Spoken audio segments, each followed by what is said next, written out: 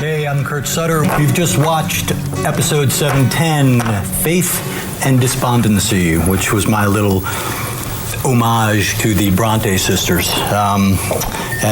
Nothing says literary devotion more than a good...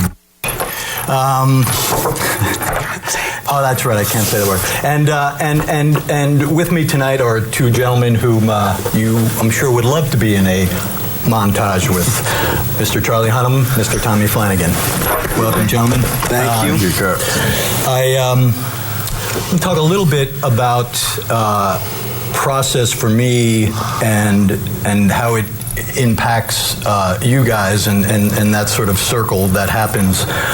When I write, I like to stay fairly close to the cuts, meaning I like to see what's been shot and what's on screen before I get too far into the writing process.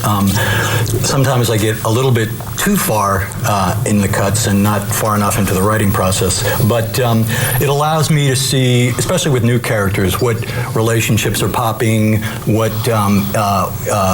story points are working, and more often than not, things that aren't on the page start to happen through actor interpretation that feeds me creatively. And there's a great example of it in this opening montage with the Jax Winsome scene. And, that character was written, I think, in episode 7, we had that character. Yeah, Winsome. Green Sleeves. Yeah. Mm-hmm. And, we didn't know who we were going to cast, and I knew a little bit of Imbar Lavi, who played Winsome, but her interpretation of that role was so sweet and fragile, and yet you believed that she'd been on the street. It was complex. And the dynamic that she had with you guys was really interesting. So that was an example of me saying, wow, that was really cool. Maybe I can find a way to organically sort of fold her back into another episode.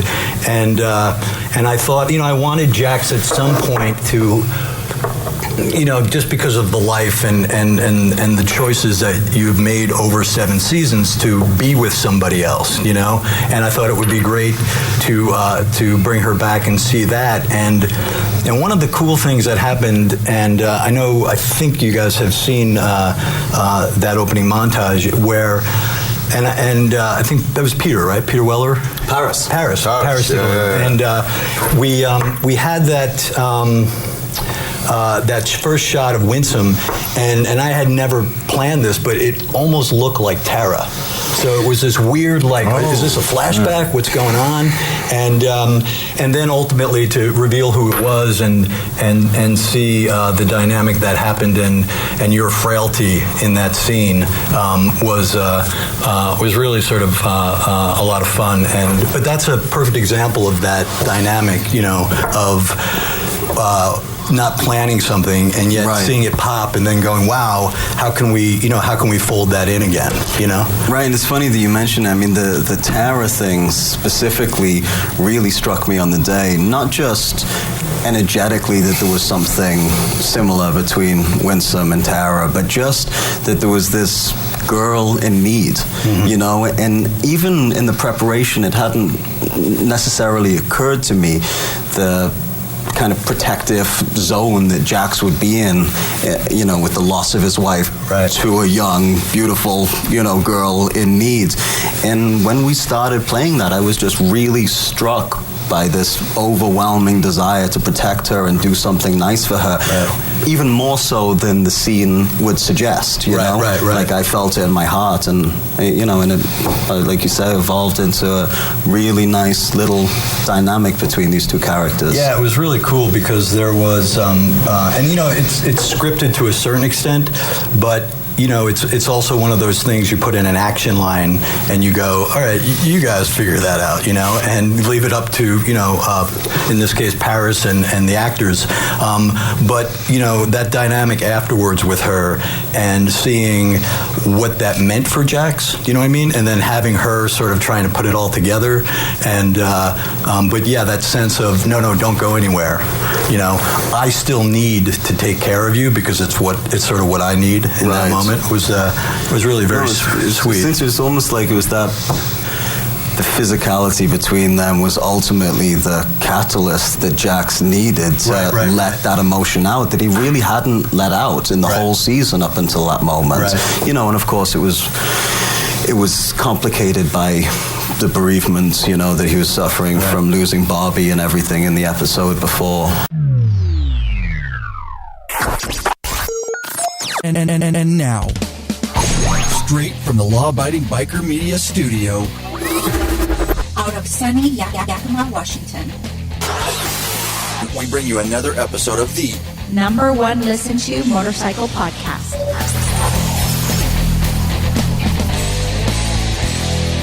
We're in your head. We're in your head. We're in your head. We're in your head. You ready to do this, bitches? Hell yeah. Let's go. Chewy in the house. What up, Chewy? What's going on, boys? Lurch in the house. What up, Lurch? You ring. Oh my God, we have got an assload of stuff to talk about tonight. This is a special episode of the Law Abiding Biker Podcast for all you freaky, deaky, cult-like mothers, brothers, fathers, whatever. Sisters, cousins, friends. Cult-like sons of bitches out there. Baby daddies, baby mamas. There you go. That's right, guys. Welcome to the Law Abiding Biker Podcast. We're just going to get right into it. We've got so much content for you guys. Shall we, boys? Let's do it. Roll it. That is right. This is Ryan Erlacher, your host of the Law Abiding Biker Podcast, and your high-tech redneck. Thank you very much.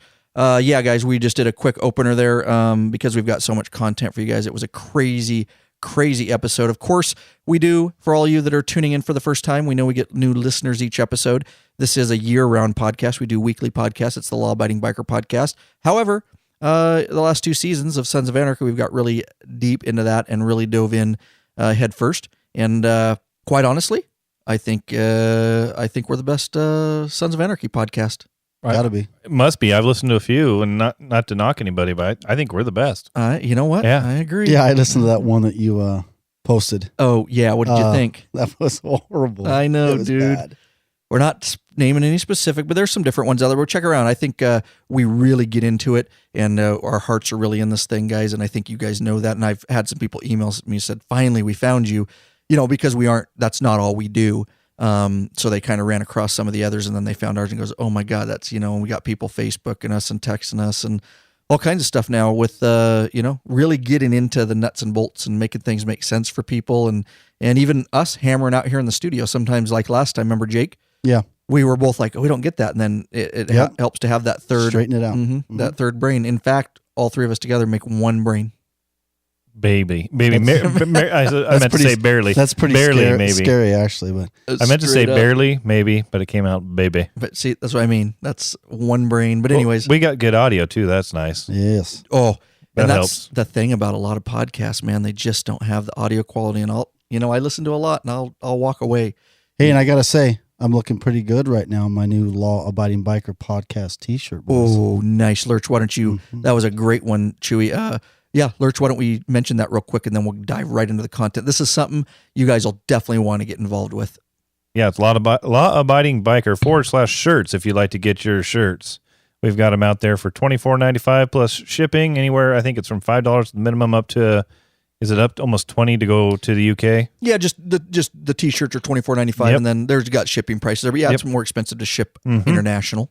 It's a really badass logo. It's got our new logo. You've seen it before on our Facebook. You've seen it if you've looked at the tags on our music. If you go to our files, so it's all over the place. It's the new skull. He's screaming into an old school microphone with some smoke and flames behind it, and it's done in a black and white. It's got that logo on the back and says Biker Media on the front. They're awesome. Yep. And deadline? Deadline is 15th of December, and they're going to ship out the first week of January. Yep, absolutely. And so you guys really want to get involved with that. It is a limited time offer, and we're very transparent here at Law Abiding Biker Media.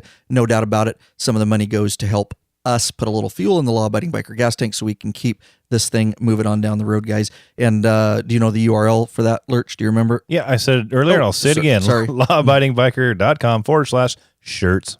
Perfect. So just head over there, guys, and you could also just go to the homepage of lawabidingbiker.com, and right in the right-hand sidebar at the very top, there is a button there on the t-shirt deal.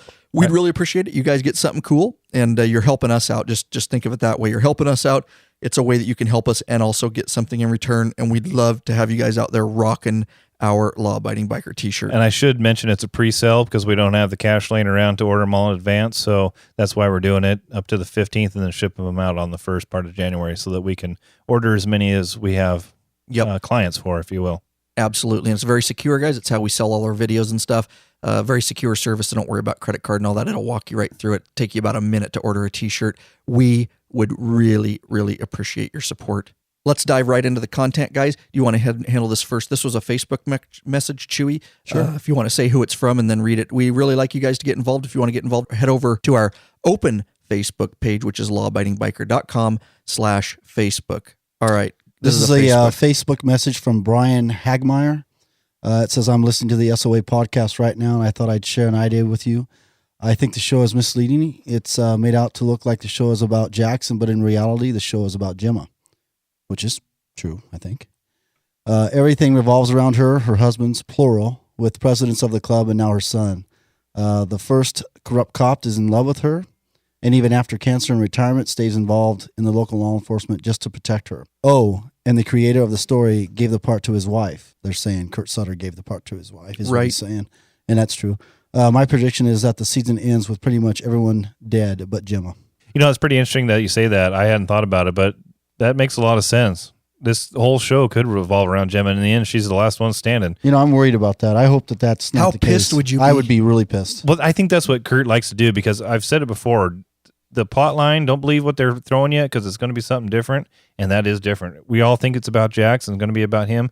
In the end, it's about Gemma. That blows everybody's mind. But you know what? Very good insight by this guy. I've said it before. I think the show is about her. It's about her and those two kids, the two babies. Yeah, but if you think about it, everything that's happened revolves around those two babies, everything why Jax wants to change the club, and then his mom. What his mom has done. Yeah, she's the one constant in the show, isn't she? She is. Interesting. She's the one that's caused every single problem that's happened basically in the club. Yep, and I think what he's getting at is, excuse me, guys, I'm dealing with a cold here, so if my voice changed a little bit, I apologize. But I think what he's getting at here is, could it be at the end that this whole show was about her? Oh, it sure could be. It makes a whole lot of sense when he's saying that the creator gave the role to his wife. Yeah, but you know what? Also, though, I mean, he had a big part in this show, and basically killed himself off pretty bad. So he did. So I'm hoping that he ends it with her too, because she needs to go. She really does. Yeah, you never know. It'll be interesting. We'll see. Bad person. We'll see, but that might be a pretty good insight right there. And Brian, we really appreciate the message from you on Facebook there. Thank you very much. Absolutely. Really appreciate guys getting involved. Go ahead and feel free to get involved too. Lurch, you want to tell them how they can get in touch with us?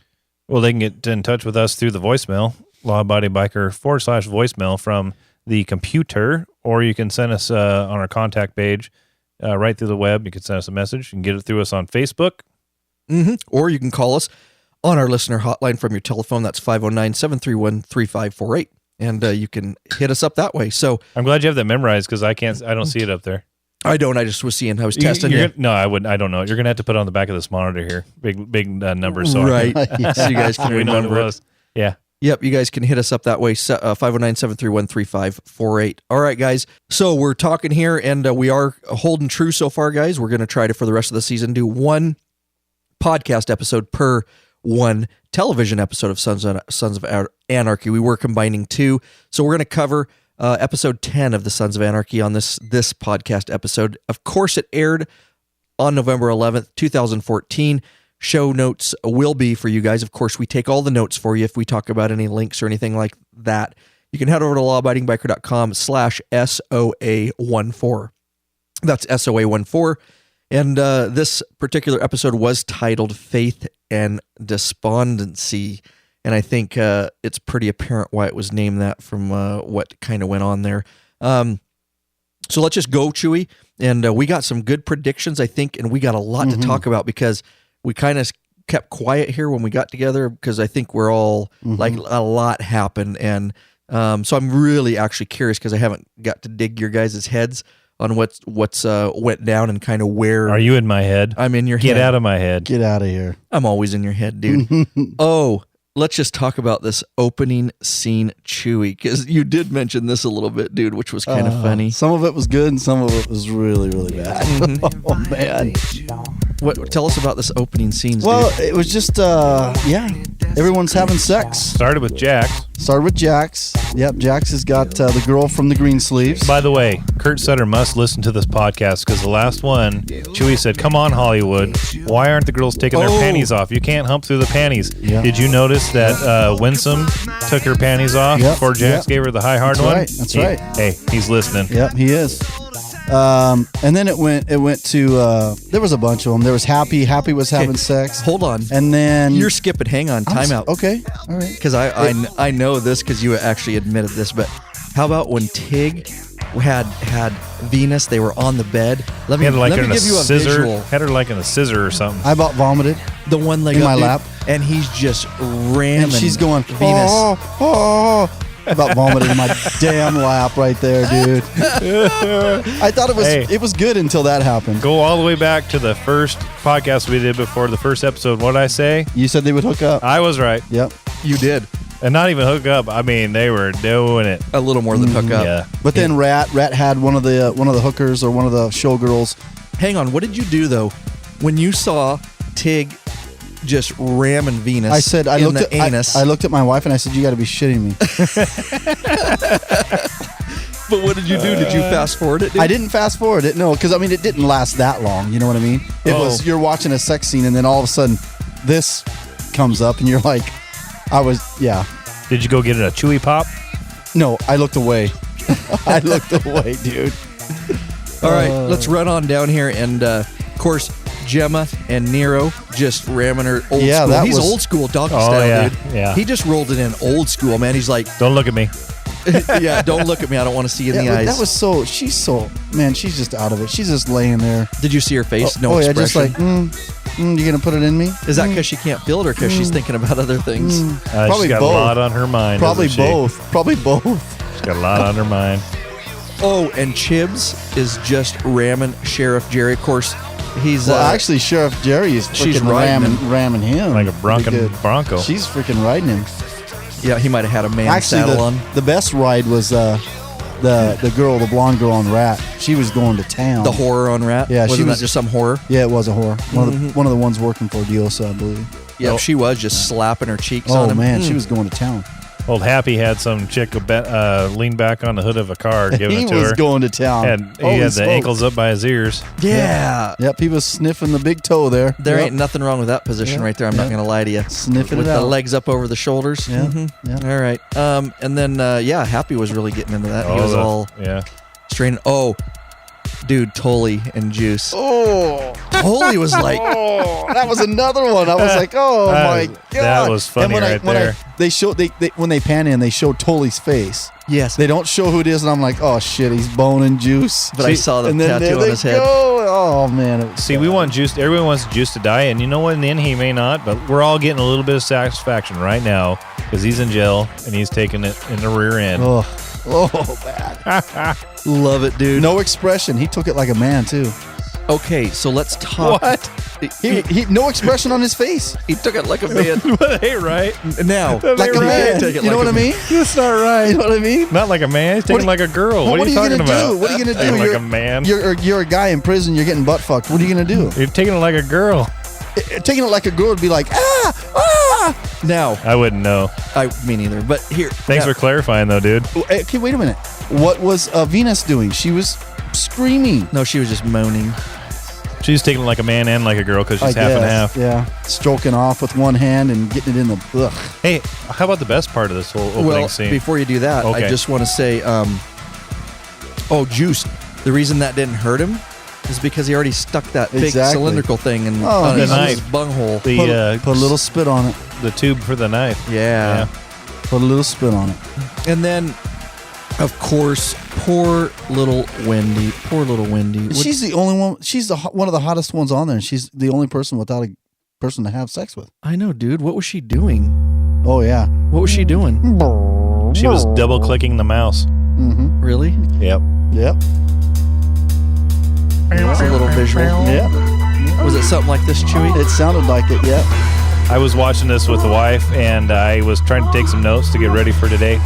Granted, I left the notes at home and forgot them. But anyways, I looked down, I was making some notes, and she goes, when he's masturbating, so I had to look up. I almost missed it. So thanks, babe, for bringing that to my attention.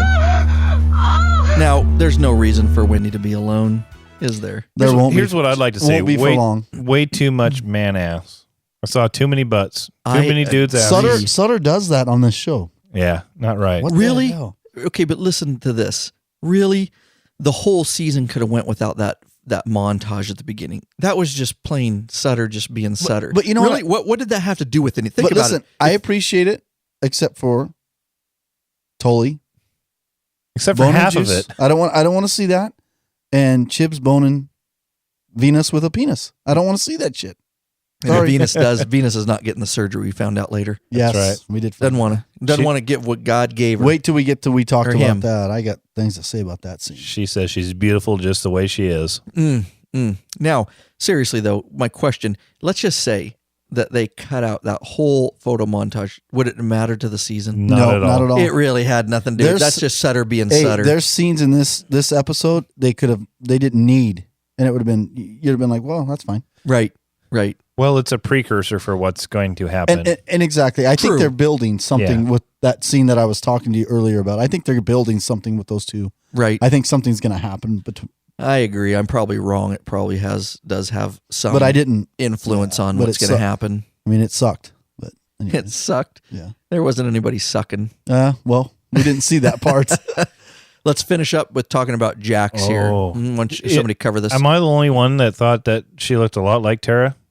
She did. Oof. And- Is that why he was I didn't- crying? I didn't get that, but yeah, They maybe. meant Mhm. to do. Actually, they didn't mean to do They that. didn't mean to do it. We watched the afterward, and Sutter says, I didn't mean to do that, but wow, she looked a lot like Tara. Hmm. And maybe that has something to do with Jax crying and having some issues. Yeah, oh yeah. What say you? I agree. And her name is Winsome, and she was from. If you guys don't remember her, the girl he was with, I put it together right away. But she was the Yeah. hooker that they got when they killed Mr. Greensleeves back in Yep. episode 7. She's the one that gave him the info on where to find him. Correct. And they said, well, you come with us. Yep, and start working at That's right. at Red Woody. Yes, sir. Or Diosa, one of the two, I think. Right, yeah, one of the two. Mm-hmm. But yeah, they got all cuddly and like they're some married couple, and then she kind of consoled him afterwards about. Yeah, he's she a was good like, guy. "Do you want me to leave?" She said, and he's like, "No, I don't want you to leave." No, it I'd looked like like to they were bone you both. They again. were. Looks like they were both crying. Looks like she was crying, and he was crying. Maybe his intensity just freaked her out and she had to cry too. Could be because she knows what happened to his wife. Right. She said she knew what happened. That's, to his you know what? That's probably why she's crying. He's crying, breaking down, and it just brought her to tears too.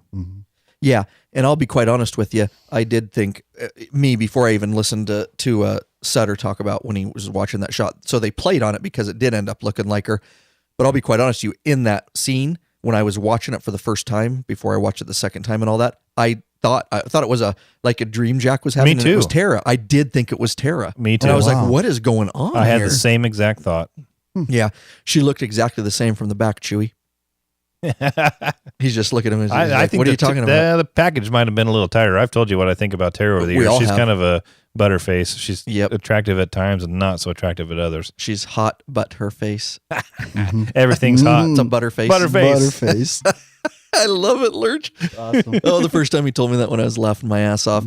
All right, let's move past that because we got a ton of other stuff here. So Nero and Jax talk, and anybody want to roll into this? You guys remember this little scene? Go, Chewy. Yeah, basically, Nero is telling Jax that he's going to sell Diosa, his part of Diosa, to the president of the Mayans, Alvarez. And Jax was like, "You did this. You made this decision without me." Right. And he was like, "No, nothing's set in stone." But he goes, "You know this has to happen.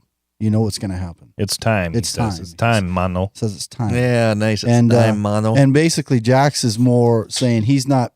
He likes Nero. He really likes Nero a lot. And he says, "You It's know, his new father figure. Yeah. He says, I'm not so upset that you're selling it to Alvarez because he goes, I can deal with Alvarez. He goes, I'm upset at the fact that I'm losing my partner. Right. Did you guys notice one thing in here, though, that I wanted to bring up is that he told him, no decisions have been made. I'm just exploring my options. Well, later at the very end of this episode, remember when Gemma was sitting on the carpet by the bed by herself? And remember that? She's Yeah. sitting on the floor. Nero comes in and he's all consoling her. She says she wants to go to the farm and all that. Mhm. I picked up on this. He specifically tells her, I got to pick up the 150K or whatever, the half of the 3K, remember? Because he wanted the cash from Alvarez. I need 150 up front. Right. He's already going to get the money, dude. I agree. I thought the deal was already done. He's just telling Jackson's not to keep him placated. He is because Thank you. in that one episode, Placated. he called him Thank you. and basically sold it to Alvarez for 300,000. Right, his half is 300,000. Right, but he needed 150K and up front Alvarez cash. is like, well, I can get you 150K. Right, that's what I'm saying. He's telling Gemma he's already going to get it, but Right. yet he tells Jack no deal is. So that's going to be weird how that Here's plays a question, guys. I have a bet with Jake too. I think Nero knows. I think Juice in the room told Nero that one episode they had when they were together and they cut out. They cut the scene. We didn't see what Right. was said. I think Juice told Nero. Well, I agree. Because- I told my wife the same thing when I was Nero watching it. is Really? Yeah, Nero, I think Nero knows what's all going on. Nero is so overly concerned with the fact, why would he have any inclination that his son would hurt his mom? And Nero shows For up. what reason? Right. He showed up at the cabin when she went up there, worried something happened to Well, her. as soon as he got I the think phone he knows. call, he was like busting out. I think Juice told him a lot. Yeah. Why would Nero? I'm just playing devil's advocate. I'm not saying you're wrong. So your guys' prediction, if I get it right from listening to you, is that Nero knows that Gemma murdered Tara. Yes. Yes. Wow, that's heavy. Yep. And That's heavy. And he loves her. And he knows Jax. He knows Jax has lied to him over and over again. I'm not. I'm almost agreeing So- with you. He said I'm at one just- point, I ain't perfect either. Mm-hmm. When she Right. was upset and I've done this, blah, blah, blah. And he goes, I ain't perfect either. And good. you'll notice the one episode, I forget what episode it was, when he meets with her out front and he's crying. He says, "Come away with me." That was like And- episode 7. Yeah, I do think that all was this, Green Sleeves. do all this stuff, and it was shortly after they had the episode where he meets with Juice. So why is he wanting to take her away? Yeah, because this life, but there's more. I think there's more to I it agree. than that. I still think he killed the crows and put the thing on the wall. That's my thought. He's trying to push her out. He wants her to go. You could be right, Maybe. He wants her to go to the farm. and that's why he talked to Wendy too. He wanted Wendy to go, Right. He Nero. still does. and the kids. Yes. Yes, and we see a little bit of that Mhm. this season too. With Well, he knows that Gemma's getting pretty old, so he needs Wendy as a backup. right. You button hooked me. I would definitely not. I would use Gemma as the backup. I would Gemma, have Wendy. old leather face. That's what I call her. I would have Gemma second. Yeah, Wendy would be on deck, right? Yeah. You buttonhooked me. I didn't know you were gonna That's awesome. I love that. All right. So I just want to bring up that little point, and also with your guys' prediction there, I'm falling in line with you as I'm chewing on ideas here. The other thing is, like you brought up a couple episodes ago, Chewy, is he was very concerned because remember when she had to go to the cabin, Overly concerned. to Why- treat let's set it up for the audience. So she went to the cabin to treat Latricia, which was the black heroin user, and she got called up there. Remember, I think it was Tig and Happy, or no, it was Happy and Rat. Happy and Rat. Happy and Rat. And no, it's family business. And she went, and then she called him. Wendy. Told Wendy, you Right. need to call Jack. You need Call to call Nero. Nero. Tell him I'm going to the cabin. And he Right. shows up all worked up and thinks the worst is going to happen. Well, even on the phone call. Yeah. What? See, Why is she going there? Okay. And then he, that's why we're saying that he must know more than he's letting on. he's got to. He So? has to. There you go. You heard it here first, straight from the Law Abiding Biker podcast. That is the prediction. I'm with you. I think I'm going to go with you on that. At the very end, I think he's going to end up knowing about that. And you're right. He loves her and for whatever reason is protecting her. But whatever.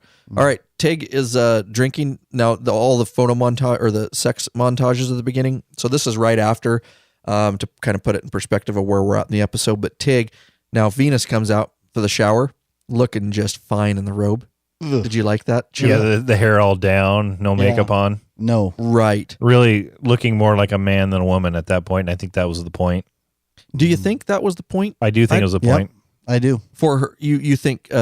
for the audience and for that- Tig's Tig to mull through for us to see that, okay, now there's no makeup. The hair is down, looks a lot less like a woman than That's he what happened to normally Chewie. does. Yeah, no. No, I think it was on purpose. To show the audience? Yeah, show right. show the audience and to show Tig this is what Venus looks more in a natural state, not all Right. dolled up. But you see before that, before she even comes out, he's disgusted with himself.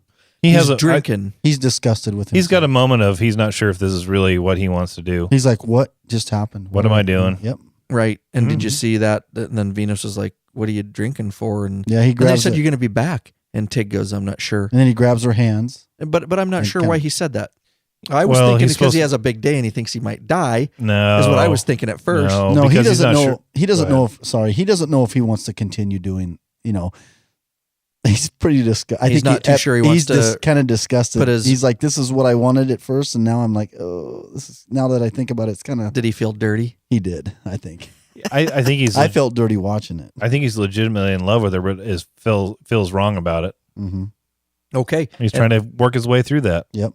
You're Yeah, right. I got you. It's good insight. And of course, Venus then looks in the mirror and all that, and you can tell that she's like, or he. What I don't know whether to call it a he or a she. but- Shim.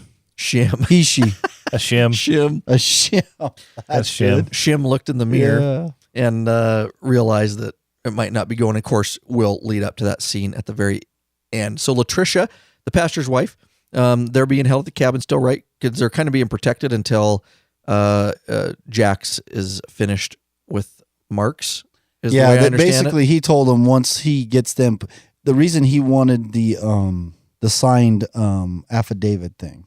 Mm-hmm. Statement, and they took the statement. Chibs took the statement. In Right. the last episode, took the statement to the sheriff.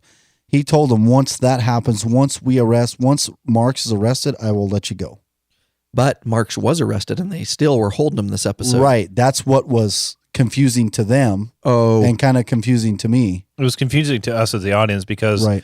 there's the Mexican guy and then the big huge dude. The pro wrestler. Help me out. what? I know, Alvarez with I know his name. I just yeah. can't think of it. The guy for the Sons of The Anarchy, Sons. the big, huge guy. Quinn? So there's Quinn. Quinn. Yeah. Yep, Quinn's the Quinn. big wrestler dude, the Mhm. big huge dude, and then the smaller guy. Yeah, I forget is him. Mexican, Hispanic guy. Yeah, I yeah. know. His name escapes me. But anyways, those two come in and tell him, "Don't worry about it. When Jax is ready to move you, he'll move you. It's not safe right now." But they don't give him a whole lot of information, so they are confused, and us as an audience is confused, going, "What's going on here?" Okay, Yeah, it 'cause he wasn't kinda- just me then. He kind of Yeah. says later. He goes, "We'll know later." Quinn says, "We'll know later, more about it later." And we'll But let you know." didn't it feel a little sketchy to you? Yeah, I didn't know. It I was felt like, a little sketchy, I was like, "What are they going to do? Are they going to hurt these people?" It What- did feel what's the sketchy. I deal? thought they were going to give him up finally. and I think was done on purpose. Obviously, they don't know. It feels sketchy to them, and it felt sketchy to us as an audience. Right.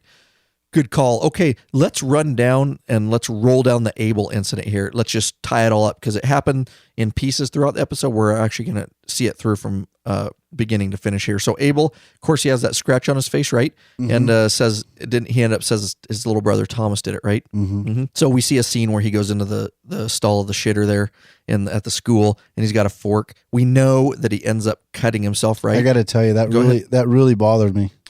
I have a kid. I have a son that's similar in age to him, and it's all fake and whatever. But being a father, it brings that stuff to your mind of all the crap that he's seen, and then poor little guy walks into a bathroom, into a stall with that's his not lunch Jax's pill. fault though. Jax is a good dad. Oh yeah, he's a great He dad. takes him places. He Oh, takes him yeah. out to the Spends arcade. spends a lot of time Quality with him. Yeah. time with his boy. Yeah, it was just sad. I mean, the little guy walks into a stall with his lunch pail and sits on the toilet and opens his lunch pail, takes a fork out, and I'm like, he's gonna cut it. He's gonna hurt himself. Mm-hmm. My wife and I don't have kids, but when I'm watching that, I told her, I said, "This doesn't feel right. It feels dirty. Yeah, I know it it does. feels wrong. That this kid's going through this. Yeah, it was horrible. Yeah, I didn't like it at all. but that's good writing. It is. You know, It you're is. making the audience feel something. Absolutely, and that whole state of humanity, and where they're at with him and where he's at in his in his little world there. So Miss Harrison is Courtney Love, right? Yeah, oh yeah. Yes. She's just disgusting. Yoko Ono of Nirvana. Yeah, she's probably good at this. Well, she's probably good at that. And, Probably that's all she spends time with. and riding She's a big so- old. She's so Dude. numb from heroin, she probably doesn't even feel it. highly likely, dude. But anyways, okay, enough of that. She's gets involved and ends up calling protective services, child service. Well, they call it this is after the boy. Well, she sees him when Gemma brings him to school, right. and he gets out. She sees the cut on his face, And she's like, and he explains to her, Abel explains to her, oh, my little brother did that. Right. And she's like, well, that's a pretty big cut for a little kid to do that, little brother. And then she explains to him, you can tell me if you want. And he doesn't say anything. Well, then apparently after, they notice he cuts himself. And so he must have come back to class with this major injury to his arm. Well, an important piece I think it might be overlooking is that when he first comes in, she tells him, it's okay, you can tell me it's a safe place. Whoever did this to you will get in trouble. You're right. Yeah. Yep. That was the best part of that scene, or what they wanted to get. I'm going, okay, he's going to tell.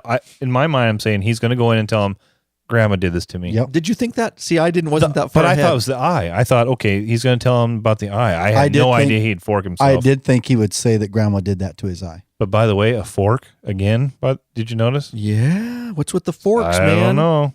That's how Tara died. He did. He asked what would happen. And he even asked, would the police get called? And she said, oh, yeah. You're right. Yep. So that was a big deal. He's like Abel's starting to put it all together. Like, if I just say certain things, then people can get arrested and the police will get involved and all that. Basically, later in the episode, Jax has to show up, right? Human At the services are school, there. Mm-hmm. Show up at the school, and Mrs. Harrison is there and all that. And that's, Gemma's there. Gemma's there. Right. Gemma's there too. And Jax seems immediately aware that Abel must be lying when he says that, because they ask him, and I forget, what did he exactly say? Oh, yeah. That's he right. goes, Jesus Christ, who did this to you? Yeah, when Miss Harrison asked, and Jax asked him who did this, he says, Grandma. And then Jack, kind of with a perplexed look on his face, turns to Gemma and is like, That's what I mean. I think, though, Jax, my look here is, I think he was immediately aware, because it seemed like it, like, well, to me, he's like, no, this kid's just saying this. There's something going on there. And then later on, of course, he meets with, he's in the house with Gemma and Nero and Wendy, and Wendy's explaining, Jack's eye dressed him this morning. There was nothing, there was no cuts on him except for the cut above his eye. Mm-hmm. And Jax turns to his mom and he says, he said this, he lied. Why would he lie? And he said he knew it would get you in trouble. Right. That's what I mean. Yeah. Right. Yeah. Good call, because they all got together at the kitchen table or whatever. Yeah. Right. And he did. And that's what I mean. He seemed immediately aware, like, this is bull crap. Right. He's just saying this. So, I don't know where that's going to go from there, but I think we may have some predictions as we go along here. So Gemma can't see the boys right now because Child Protective Services is involved, and that kind of obviously pissed her off. And here it goes back to my prediction. She's losing it all, guys. I'm telling you, she's going to whack herself. She's losing. She's losing everything she has. Did you notice her expression when Jax asked Wendy to go to the house and take, she was pissed. Losing the kids to Wendy, the gal she tried to get rid of. And then she says, I would never hurt my boys. Remember, she tells Jax that. Jackson, she says, I would never hurt my boys. And that's when Jax stood up and was mad. But anyways. It's interesting. Montez, by the way. What's that? As we're talking, I was looking up on the interweb. Montez was the Montez. Yeah, the Mexican. All right, we got a couple tweets coming in. Let's we usually put out on our Facebook page and our Twitter, guys. Twitter is at lawabidingbiker, and Facebook you can just go. We got a live twat coming in through the Tweeter sphere. lawabidingbiker.com/Facebook. Yes, the Tweeter sphere is happening right now, and so actually this one just did, and it's from Tamron Baxter, and it says it came in 20 minutes ago here when we were recording. Just listened to SOA episode 9 podcast, R.I.P. Bobby. FYI, he was never a first 9, one remaining. The pimp played by Sonny Barger. Does that make sense to you, Chewy?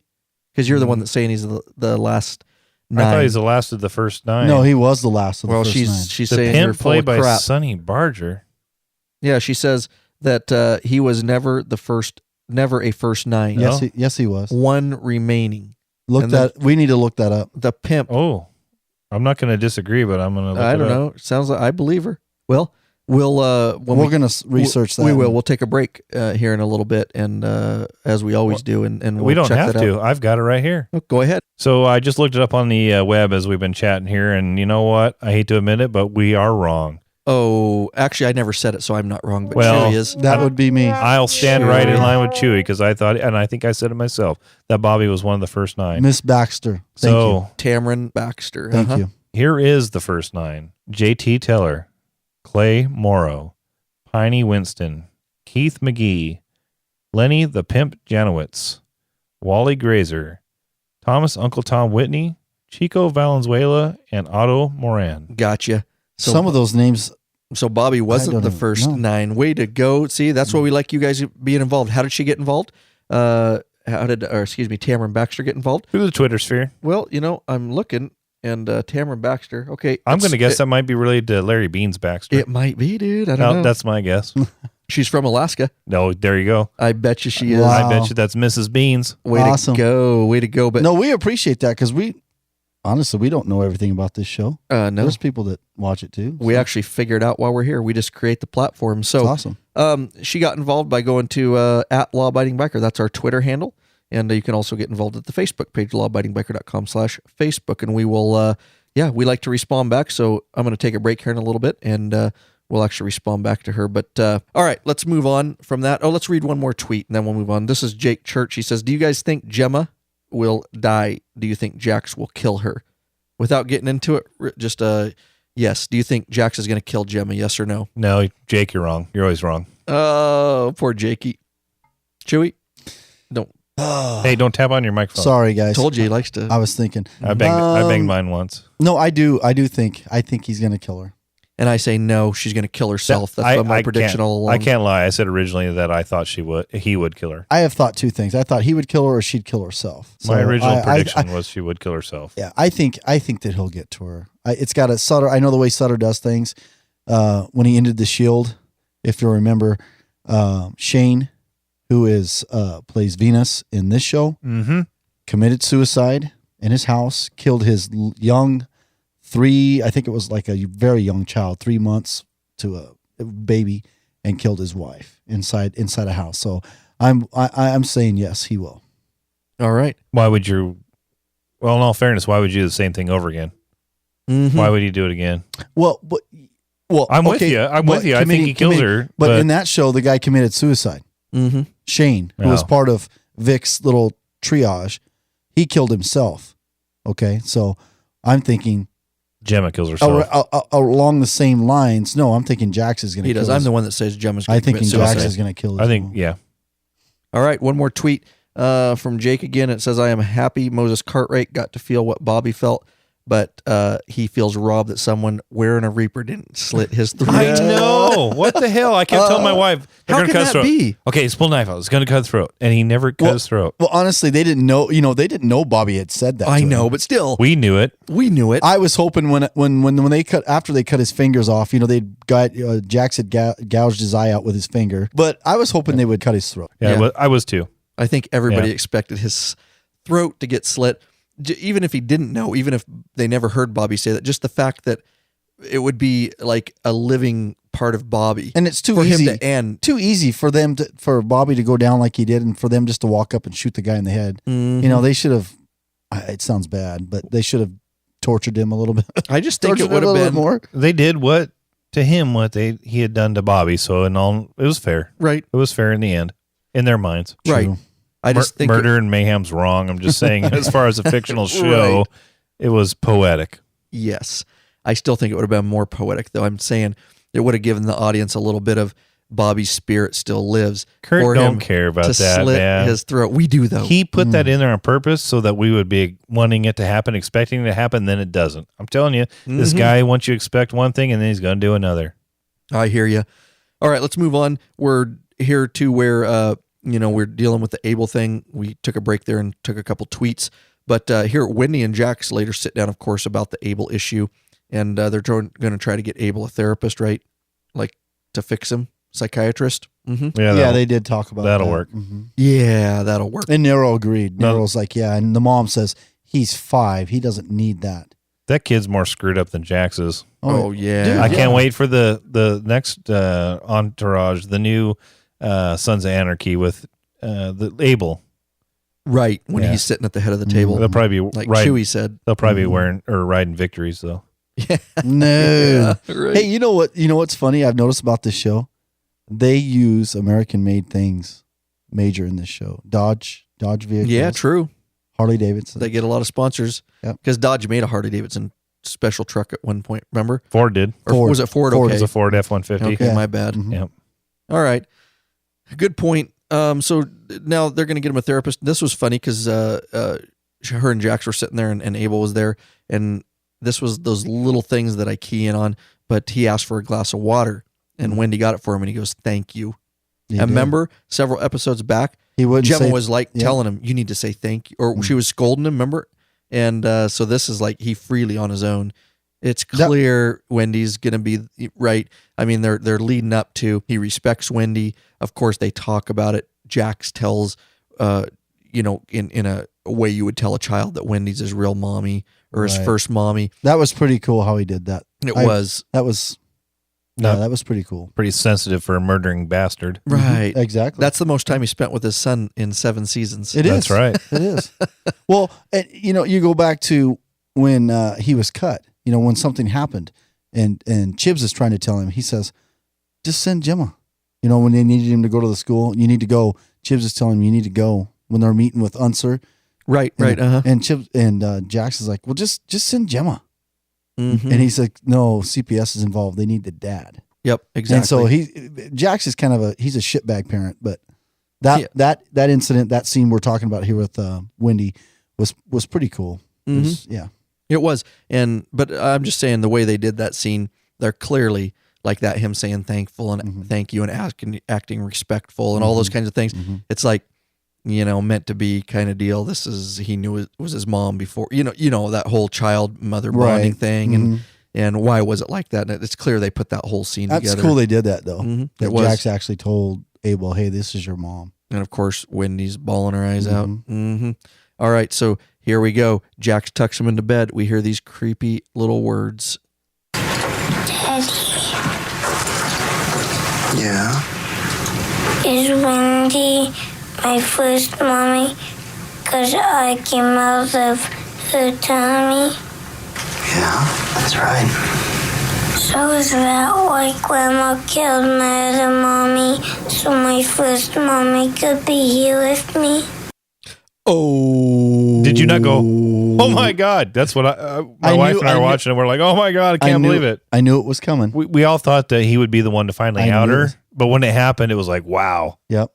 And Jack, the looks on his face is like, yeah, that was powerful. And now he's putting it together. The kid's hurting himself. Is he or isn't he? Because maybe not. Here's my argument to this, just to play the other side, and that is we all want Jack.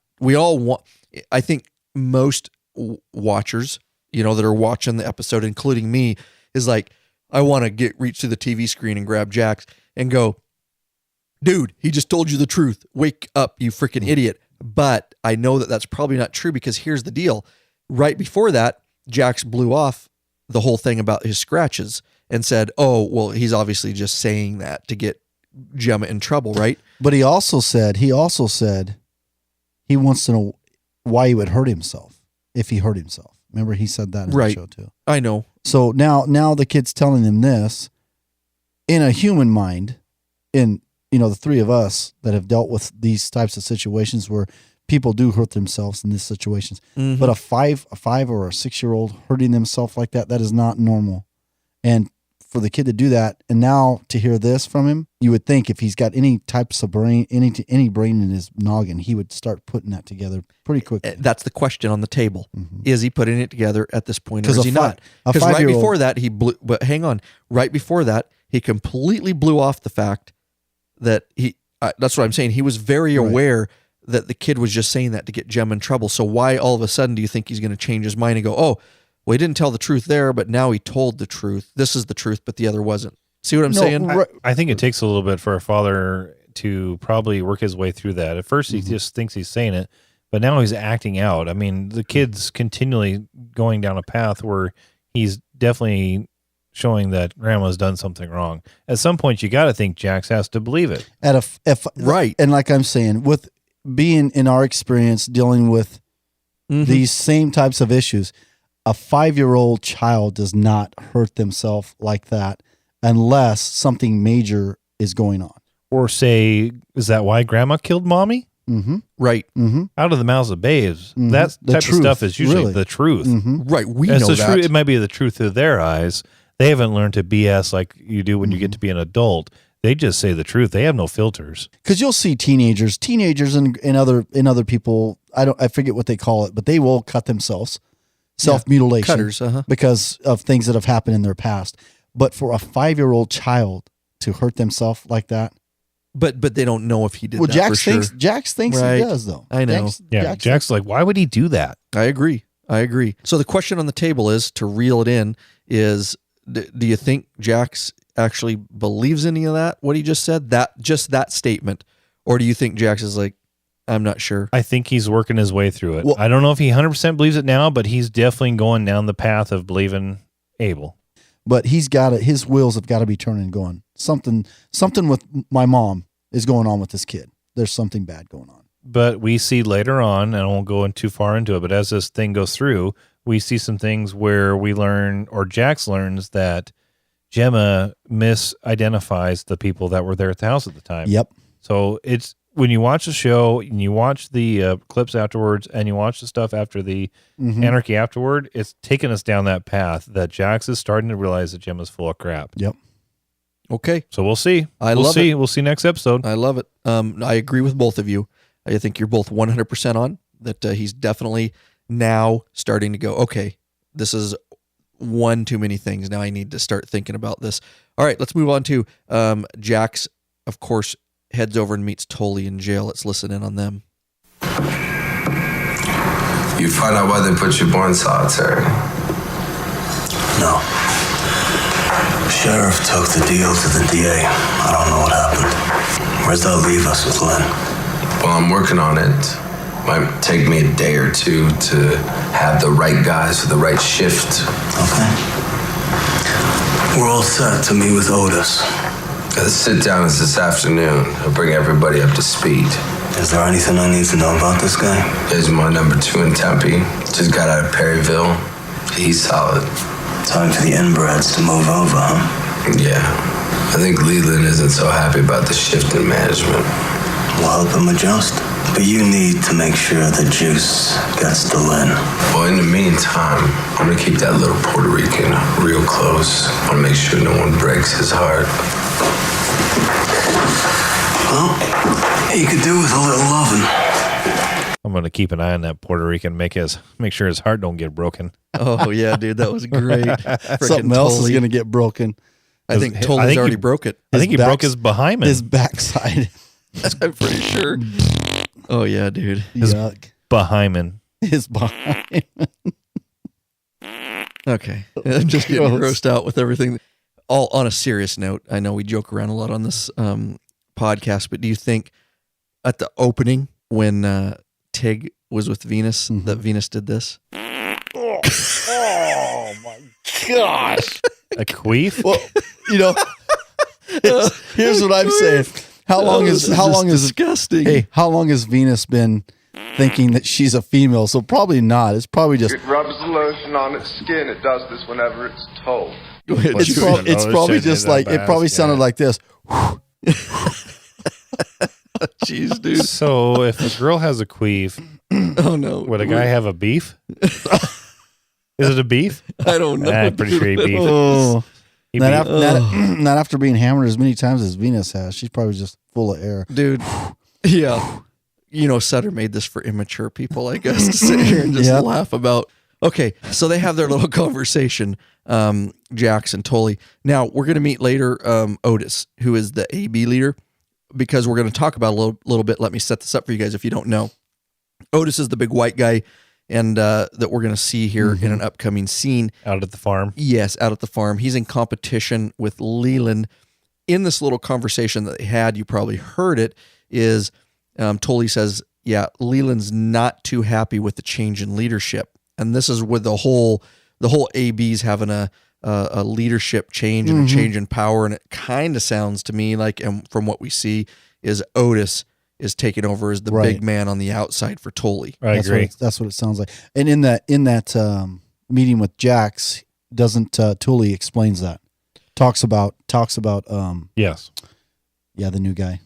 Otis. He did. That's Otis. why I'm bringing it up. Oh, okay. I'm just putting it in a wrapper for everybody because those conversations go real quick and it's not always readily, to everybody exactly what went on there. So yes, it's not readily digestible. There you go. Nice. Thank you. Very, very nice, Lurch. And honestly, I didn't get all that until I watched it twice. So Exactly. That's what we do here is we just put everything in a nice little wrapper for everybody to make sure we're all on the same track. I only watched it once and I caught it. Just saying. Mm-hmm. Hey, whatever. Moving on. All right. Moving on. So Juice later is in solitary, and we see a package because Tully's his lover now, his butt lover, right? Ugh. And he gets a little package. Do you want to talk about this little package? It says Poppy. I cracked up when I saw this. So the guard brings in this package to Juice, and Go ahead. and he says, "Hey, this is from Tully. Tully wants you to have this." So he gives it to him. So he opens it up. First thing he pulls out is a book, and it says love poems on it. Yeah. So then he reaches in. Hey, quick trivia for the audience. Do you know what? Without looking, do you know what the name of that book was? I just looked, so I know what it is now. It was Love Poems of Emily Jane Bronte. And Lurch can explain that a little bit here in a sec. Yeah, which we heard in the beginning when Kurt Sutter said this episode was my homage to the Bronte sisters. This is one of the Bronte sisters. There was 3 of them and 1 brother, but Emily Jane Bronte, and they were writers back in the day. I mean, long time ago. In the day. I mean, I'd have to Google it to make sure, but they're back around Shakespeare time. But they wrote. It wasn't scandalous, but it was a little bit sexual type. It was ahead of its time. It was way ahead of its time. Yeah, there you go. And it was a little bit funky, and so that's I think why Sutter finds them interesting. So that is Love Poems of Emily Jane Bronte. Uh-huh. Mm-hmm. There you go. All right, that's a little history on, but I had to look them up too because I want to know what it was. So what else was in that envelope, Chewy? So he pulls out the book, the love poem book, and then he pulls out some Vaseline and some chapstick. Probably cherry chapstick. I'm just saying. And he's Probably holding it and he flavored. goes, "Oh shit!" Yeah, he did. He's like, I'm in way over my head. Yeah. So, anyways, that was a fun little scene. All right, let's move on from that. And to end everything with Tully and Juice, we later see them in the bunk together, and he's all laying on his lap, dude, Snuggling. reading love poems from the Emily Jane Bronte poems, and You gotta set this up for him though. yeah, go ahead. Juice is That's sitting what we're there. here for. Juice is sitting there in the corner. He's got his shirt off. Yeah, right. He does, Go ahead. sure Keep does. going. Give us the visual. And, We're waiting. and Tully's laying on his lap, and he's got that little love poem thing, and he's reading sweet nothings to Juice as Juice sits back and snorts some white cocaine, it looks like. I'm going to say it's China White heroin just because we've seen heroin in the past and we got the heroin trade in Lynn and that's what they're fighting over. Some guessing China White, which on the West Coast, we're used to black tar heroin. East Coast, more of a China White. So that's interesting in California. I don't know if they have both, but I think it's China White heroin. Good call. I agree. And if you're getting it in the rear end by Marilyn Manson, I think you'd probably rather be high on heroin than cocaine. Yes, Yeah. you want something that takes away, Numbs it, not makes it better. I would probably, if that was me, Chewy. I'm just saying, I don't have any experience with it, but I would probably take that white heroin and rub it right on my bunghole, so it numbed my bunghole. I think I'd take as much as I could and hope I died. Yeah. Ugh. I don't know if that works, guys, but anyways, all right, let's listen in as Moses and Tyler meet at a construction site because things get a little hairy here. What you need, man? Not what I need. It's what Mr. Marks needs. Patricia Adam has confirmed her statement with the DA. Secured herself a lawyer. So what happens now? Mr. Marks has his hearing the day after tomorrow. And before he posts bail and comes home, I have a task to complete. Yeah? What's that? I need to talk to the pastor's family, convince them to rethink their statement. Tell us protect them. I need you to find out where. We do business together. Ain't like I'm going to no biker barbecues. 1-Niners have been connected to Sam Crow for a couple of decades. We know how tight you are with Teller. In light of this recent betrayal, that bond concerns Mr. Marks. Makes him wonder where your loyalties lie. I'm here, man. We're with August. Prove it. There's a guy that runs their support crew. T.O. He probably knows. Grim bastards? Yeah. I'll track him down, And I'll let you know what I find out. Let's do that together. All right. Guess you drive it.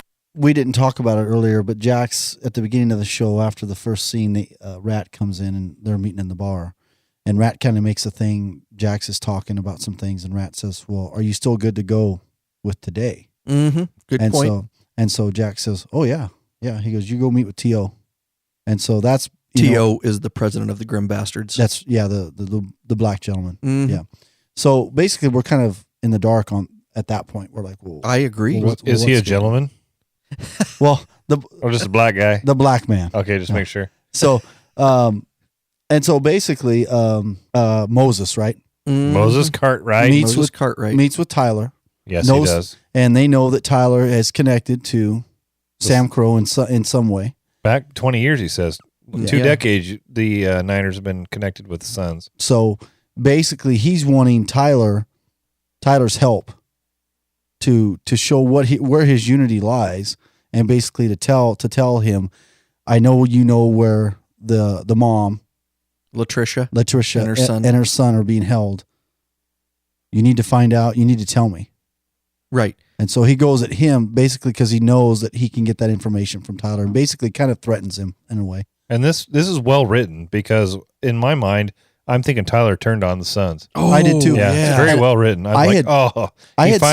He finally had to give him up. He had to choose a side, and he chose Mark's side. And I had said that in previous episodes. You have. That's why I bring it up. Tyler is just, I said he was dirty, and he's basically taken all the information that the Suns are giving him and giving it right to Marks and this other guy. And so your prediction was incorrect. Incorrect. Good. So you've been, Chewy's been called twice today. Yeah.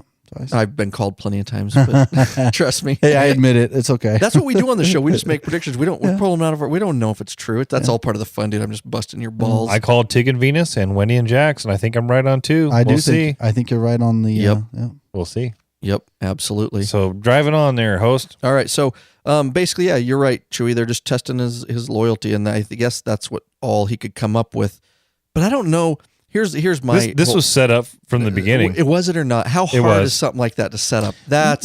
How did Tyler know that he was going to meet with Moses, and Moses was going to check his loyalty, and then he was going to tell him, "Oh, well, since you're checking my loyalty, we're looking too far into it. I just think it's set up. Are you good to go with later on today? Yes, they hook up, and the whole thing worked too well. Everybody knew what everybody else was doing. I want to believe that, Lurch.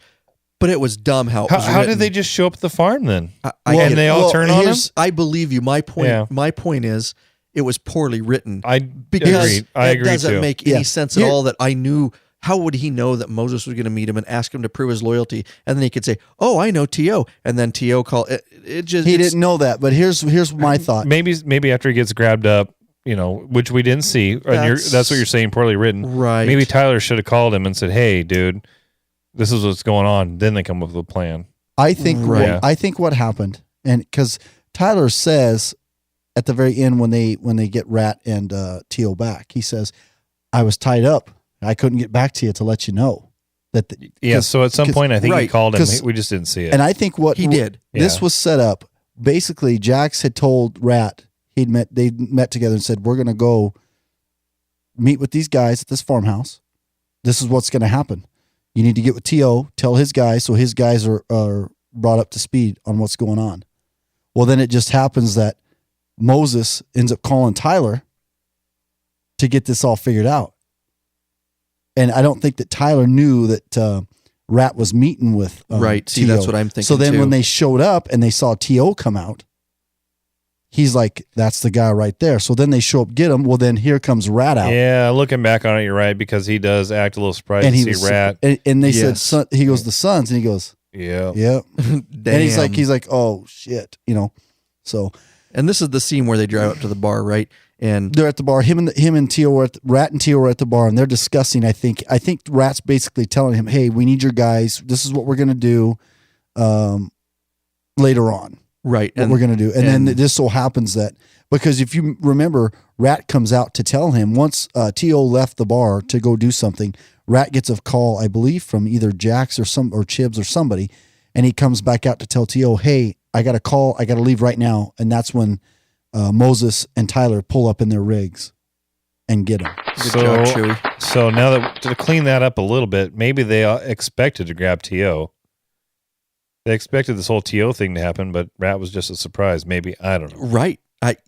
That's my point. It was a little. Usually he's a little clearer than that. That was a little bit cloudy there. But yeah, you're right. It was weird on how Moses was going to know that. That's my point. That he was going to come to Tyler and find out where he was going to ask. It's basically what the writer was saying is, Jax knows that Moses is going to come to Tyler and ask Tyler where the Letitia and the son are, and Tyler's going to tell him, "Hey, go to this place. This is where they're at." Right. I agree with everything the way it was written, because as far as, okay, once Tyler says, well, I'll give you a TO, then of course he can make a call, right? Yes. And once they're torturing Rat and TO, he can make a call. Mm-hmm. I'm saying the before that where how did he know he's going to have to prove himself to Moses? Mm-hmm. But anyways. It made sense working backwards, maybe not so much forwards. There you go. There you go. Moving on. All right. So they drive, of course, they pick up Rat and T.O., right? And take him to the same holding cell that poor Bobby was in. Mm-hmm. I don't know if they know that. No, but, they don't. Yeah. But he, of course, Moses wants from them, he wants to know where Latricia and her son is, like you said, Chewie. They won't talk, of course, either of them, and the torture starts in. And, of course, Tyler is sitting there watching, and you can tell from his eyes, crap. This is not what this was supposed to happen. He's like, oh, shit. Yep. Mm-hmm. Moses has a grapefruit spoon. Must have been the same one he used on Bobby. He says it's amazing. This is the perfect tool for taking out an eyeball. Mm. Now, here's what's interesting. Did you notice he nods at him? Rat did? No. Oh, Tyler did. I saw that, but I didn't know if that was on purpose or not. Tyler's standing there because Tyler knows. Tyler knows that Rat met with him because Jax had told Tyler, hey, this is what we're going to do. We're going to meet up later on. We're going to have him go out to the farmhouse. Right. Tyler knows this. So when Chewie's on fire tonight. So when Tyler, I noticed it the second time I watched it, not the first time. Yep. He walks out. I blew it off. I'll be quite honest. I saw it, but I was like, no. And Moses is telling him, and they're both sitting there, and they're not saying nothing. Well, you see Tyler go, and that's when T.O. cracks. And then T.O. goes, I can't let this motherfucker cut my eye out. Yeah, he says he's telling him, go ahead, tell him what you need to tell him. Right. Tyler's I'm just trying to put together it's time. And then Rat is like, shit, when he tells him. How did Moses know that though? You think Tyler had this set up though? No. Because he gives what happened the nod. Was because Jax had this all planned out that they're gonna go to this house. So he basically, the writing was bad because because Tyler obviously knew that this was set up, and you're gonna tell Moses that Letitia, Tyler's gonna tell Moses that Letitia and the son are out at this farmhouse. But it's not going to be the cabin. It's going to be this house. Gotcha. So it was all set up. Well, then Tyler in this scene knew that Rat and T.O. had met, and T.O. obviously must have known. Tyler's thinking T.O. knows the situation and knows what we're going to do. So I'm going to give him the nod to go ahead and tell him, yes, they're at this house out here. And that would have worked even if Rat wasn't there. Exactly. But just happened to be Rat there. So he's like, Rat wasn't supposed to be there. T.O. was. Yes. The problem is this episode probably had more scenes in it when they initially filmed it, and then they cut it down. Mm-hmm. Right. They cut out some important parts that we needed to know. Mm-hmm. Again, looking backwards, it makes sense, but looking forward, it's a little bit sketchy. How did they come to this whole thing? How did Jax put it together? Mm-hmm. Yep. Absolutely. All right. So good job, Chewie. Thanks. You're right, because he did nod. And I kind of blew it off because I didn't. We got the Chewie going there. All right, so Grim Bastard's President Folds, of course, he gives him a map, right? He says, I'll give him a map, or writes down the location. And and the funny thing is Rat actually played it off well because he was thinking that T.O. was going to tell him. You're right, and see, that's like, why. gosh, shit. I don't think Rat knew what was going on. Thank you. No. Rat, he held his mettle. He wasn't going to give it up. He held his mustard, man. He did. He took some shots and didn't say diddly. And he was going to die. Rat did not rat. Rat did not rat. Good. Well, but you're right, because he looks at him like he looks at Teal like, are you serious, dude? Yeah. You're going to tell him? Yeah, very very good. All right, so going, he writes the location down and all that, and that's when Moses tells him he's disappointed that a brother folded first, and of course we know now he didn't really fold. No.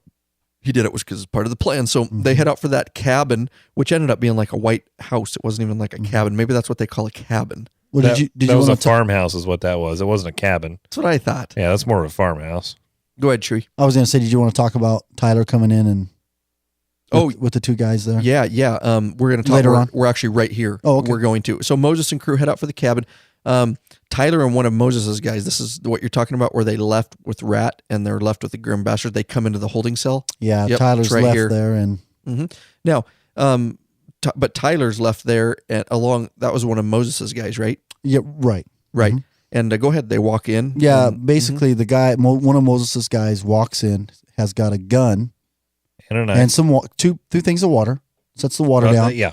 Puts the gun down, the Glock, and then he's got a knife. He pulls a knife out and he walks behind Rat and T.O. and you're thinking he's going to slit one of their throats or do something.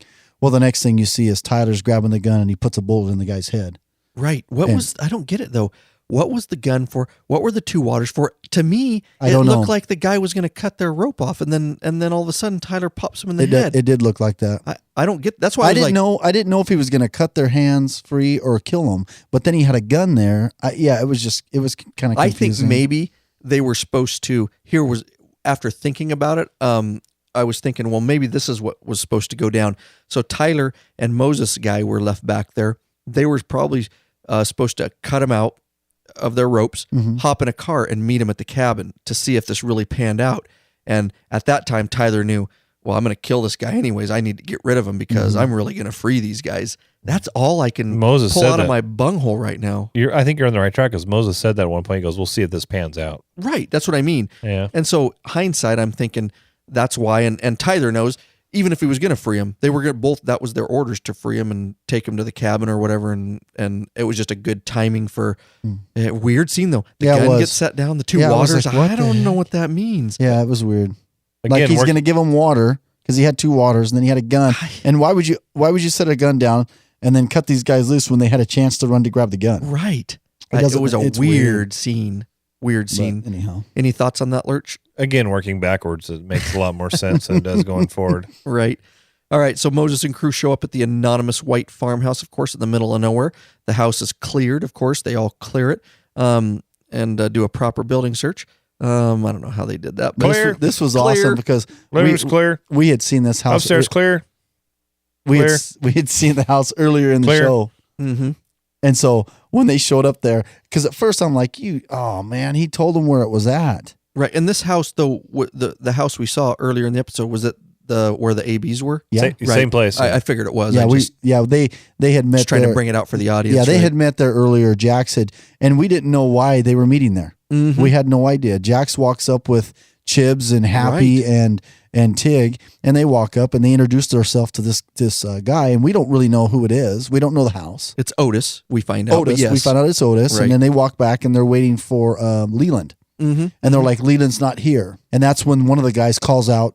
Which we're going to get to that scene. Oh, okay. Right. So good scene, at but first, let's get to the house. First, so right? we know at this scene, we know once they show up and they pan the house, we're like, oh, shit, they've been here before. Same house, set them up. This is not going to be good. Now we as an audience know they've been set up. Yeah. Moses, right. or I should say Moses' guy's been set up. Exactly. So we hear the cell phone ring inside the old RV there on the property, and that makes everybody a little bit curious because the house is cleared, right? Mm-hmm. And of course, this is what we saw. Remember, I told you the scenes for this episode. I saw some black guys in an explosion. Well, yes. here's we thought what it was. We thought it was Unsers. Right. Remember? We thought it was Unsers trailer. Right. Yeah. You're right. Absolutely.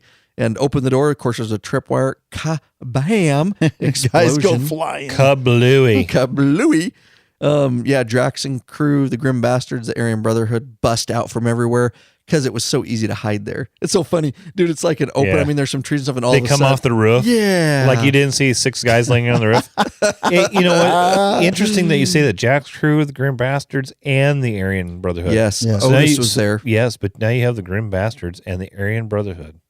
What the hell? How's that work? Yeah. That's oil and water, I would believe. Hey, yeah. Jax is bringing people together, boys. Hey, yeah.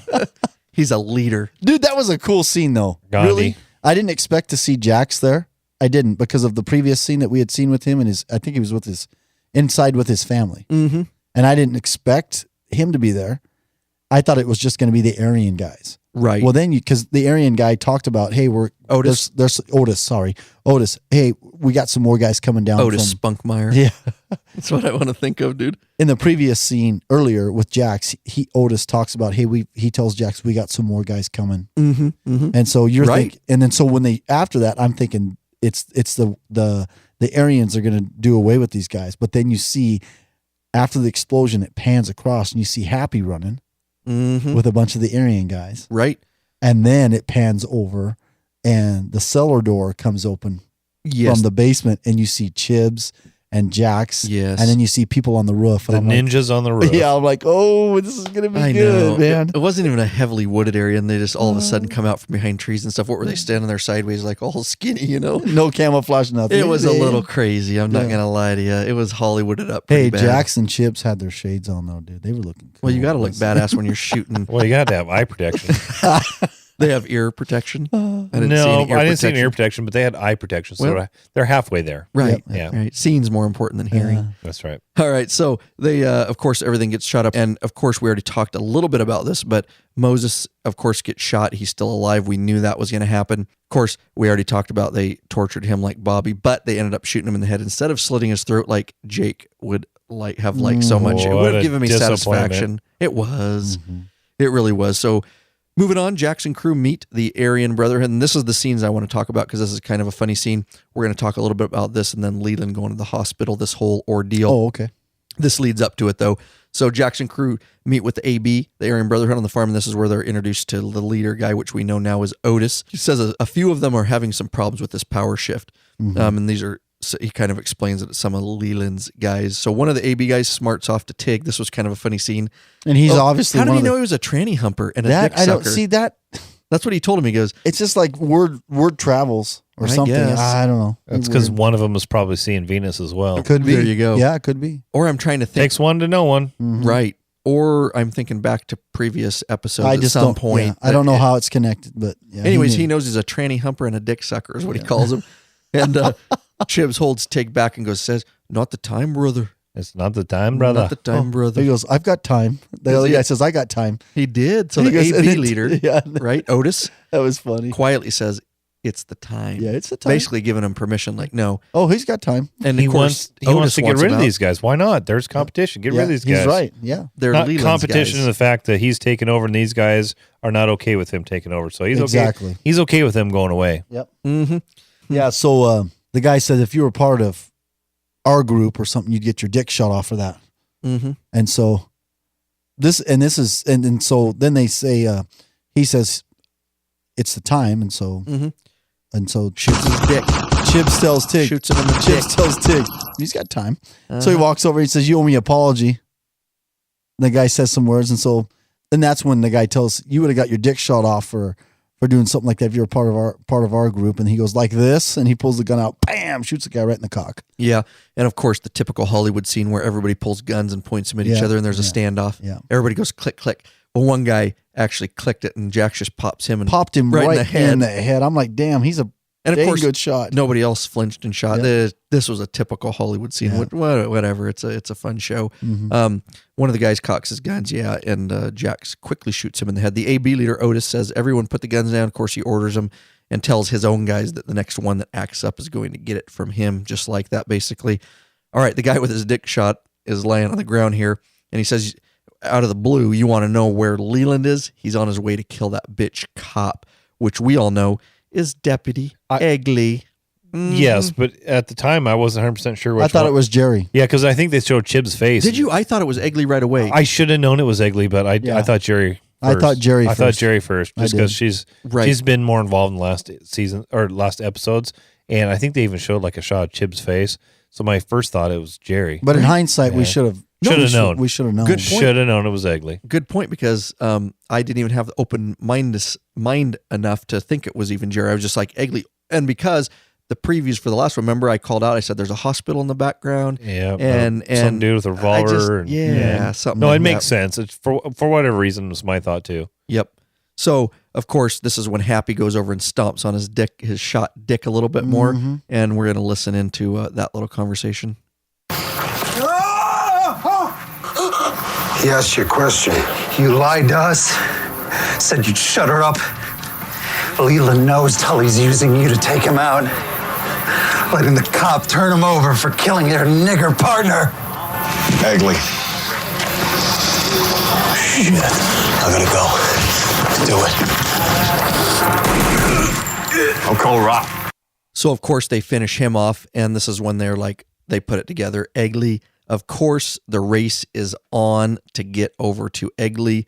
And this is the scene where Leland shows up at the hospital. So we got two things going on here. We got Leland showing up at the hospital with the flowers, and we know he's on his way to see Egley.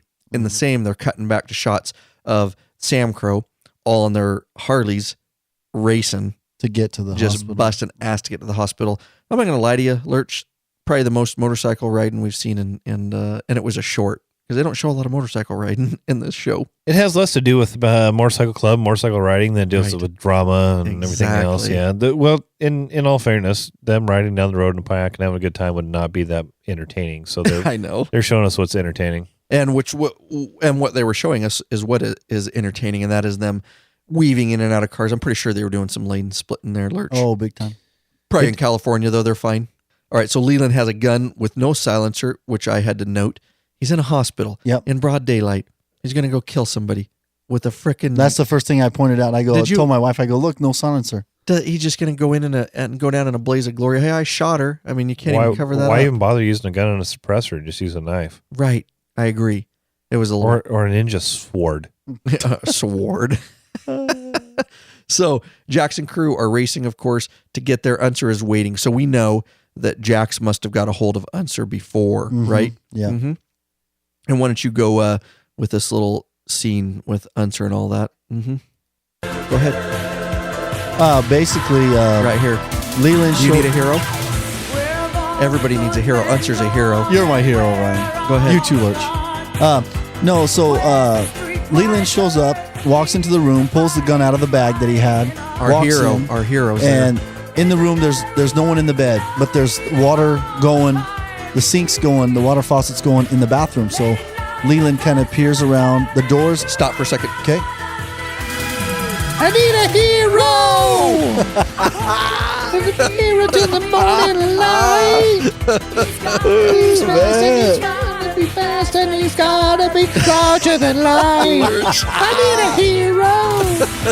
All right, Chewy, go ahead. Sorry, we totally lost your track. Anyways, he sees the water faucet on in the bathroom, so he walks in, the door is standing open, and as he walks in, Unser is behind the door and has a revolver, pulls it out, puts it to him, and says, "Hey, throw the gun in the sink," which I think is stupid. Right. I'm like, tell him to throw the freaking gun on the ground and scoot it, and, kick it away from him. Don't throw it in the sink. Mm-hmm. And then you can see that Leland hesitates, and then there's a fight.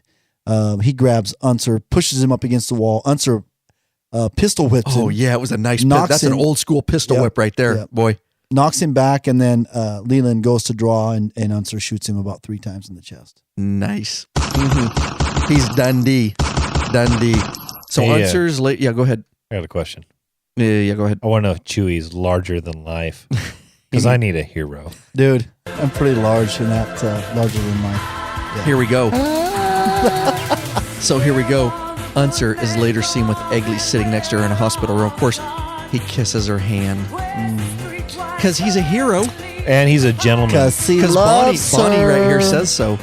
That's he right. He loves her. He just does. Stupid. All right. So Sheriff Jarry shows up, right? Mm-hmm. Oh, wait, one more time, Chewy. Go for it, Lurch. I need a hero. All right, Sheriff Jarry shows up, and of course they're investigating the scene. And Unser, she wants to know how Unser found out, right? And he's like, an anonymous tip, which was funny. She's like, bullshit. Bullshicky. Mm-hmm. And he said he didn't have time to call it in, and he got this anonymous tip. And then he goes, "Don't worry, it was a clean kill." Yeah. It's like a deer, dude. It was a clean kill. Yeah. And then he's like, so-and-so took my statement. Right, yeah. He did. He's just totally blowing it off. Dude, yeah, it's a clean kill. Don't worry about it. We're good. Sounds good. Jerry seems to know it was not anonymous. Of course, she says, you can't keep protecting them, Wayne.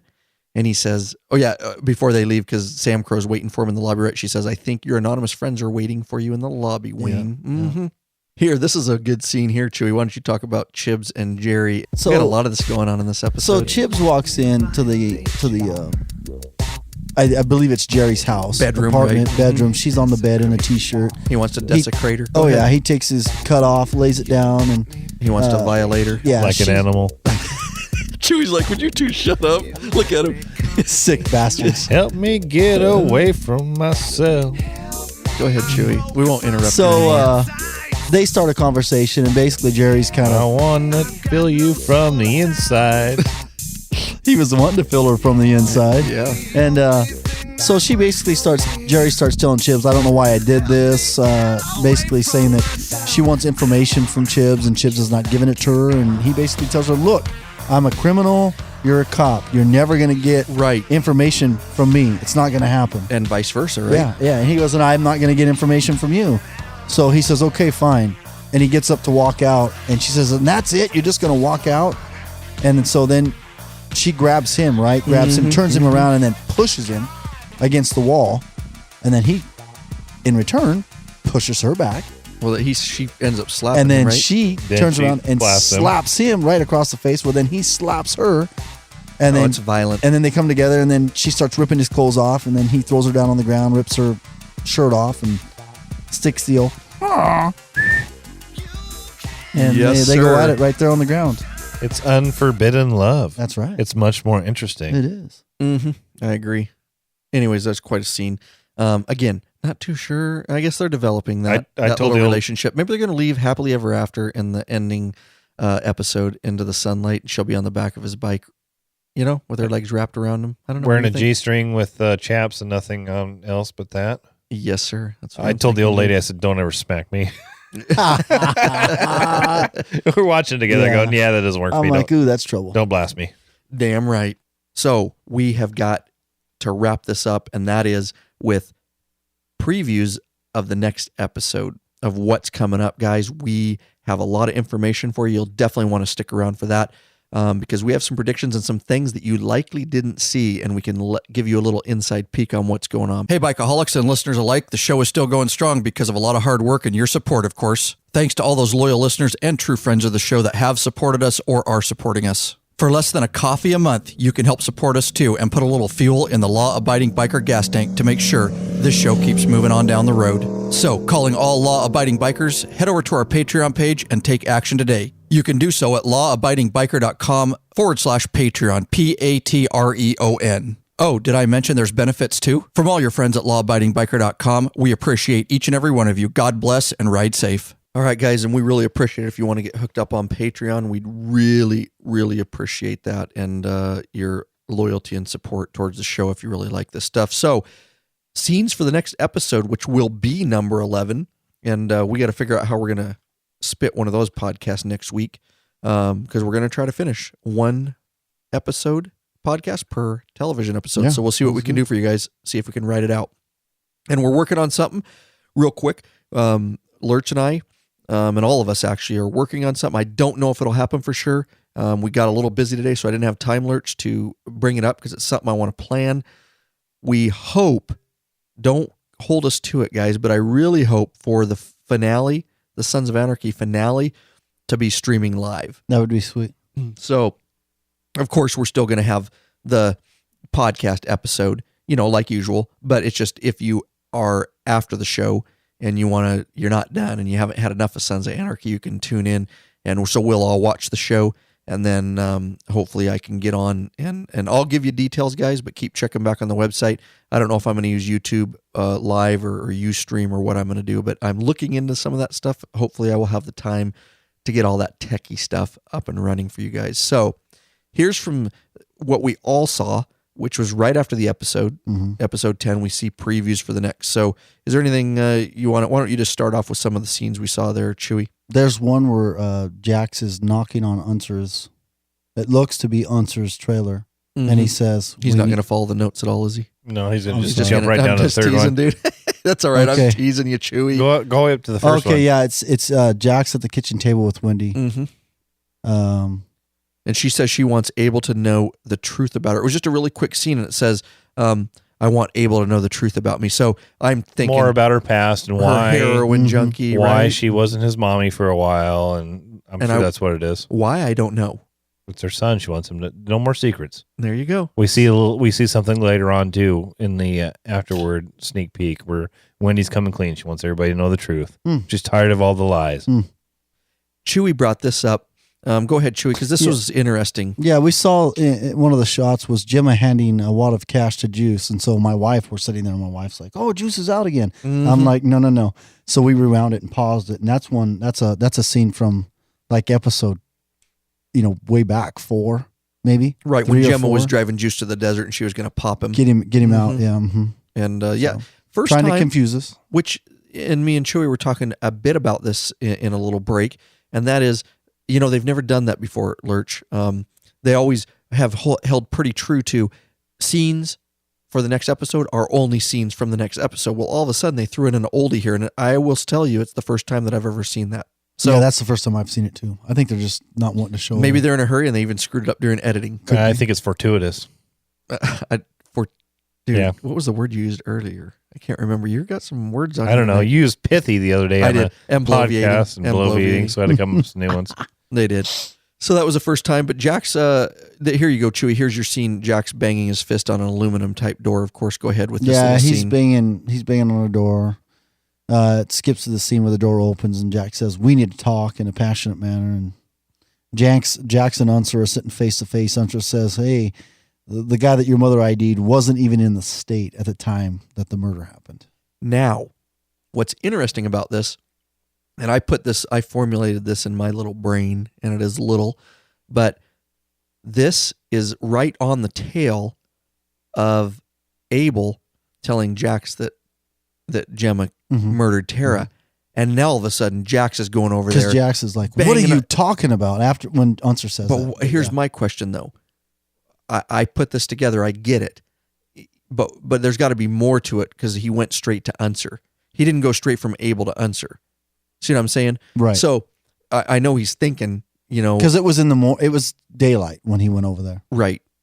But regardless of the time, what I'm saying is, how does he jump from Abel to go ask Unser what really happened? I think there's more than that. I want to say, yeah, you're right. Probably has a conversation with Gemma even. That's what I'm thinking. There's got to be something that he got more that we're going to find out. Or maybe he goes to Jerry and says, "What do you know?" Maybe. Tell me now what you know. Right. I need to know this. This is the fun of the show. And so maybe Jerry says, "Well, this is the information we have. Unser's has been helping me with this." Right. Or she might say, "You might want to talk to Unser. Unser has a lot of information." See. So then that's when he goes and he pounds on the door. We need to talk. Yep. Absolutely. I just think there's going to be something in between that. So yeah, he did. And that's when Jax leans forward and says, "What are you talking about?" When he tells him, yeah, that boy was not even in the state the night of that murder. So Jack's fist, we see coming straight at the camera as if he's violently punching someone. Me and Lurch will talk a little bit. It's actually Unser that he punches. We want to tell the audience real quick. Matt, do you want to tell them how these two go together? Because that was at the shop, right?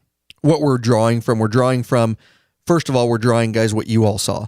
And that is right after the episode, immediately following, there's really like little 1-second clips. Additionally, there's a show called Anarchy afterward.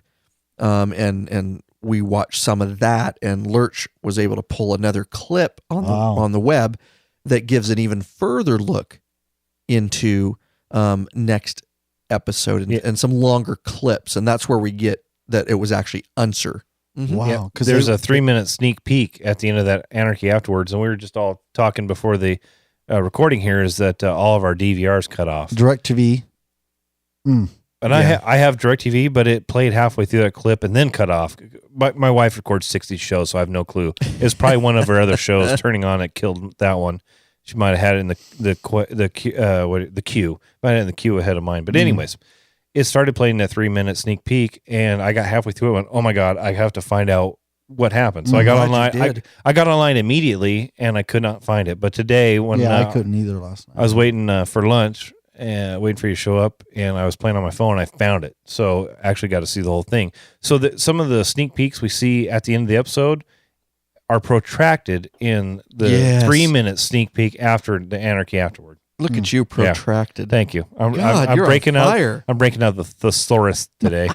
All right, so we do know that that is Unser that he's punching when he comes with his fist towards the camera. And that's in the shop there, right? Yes. When it just shows him coming.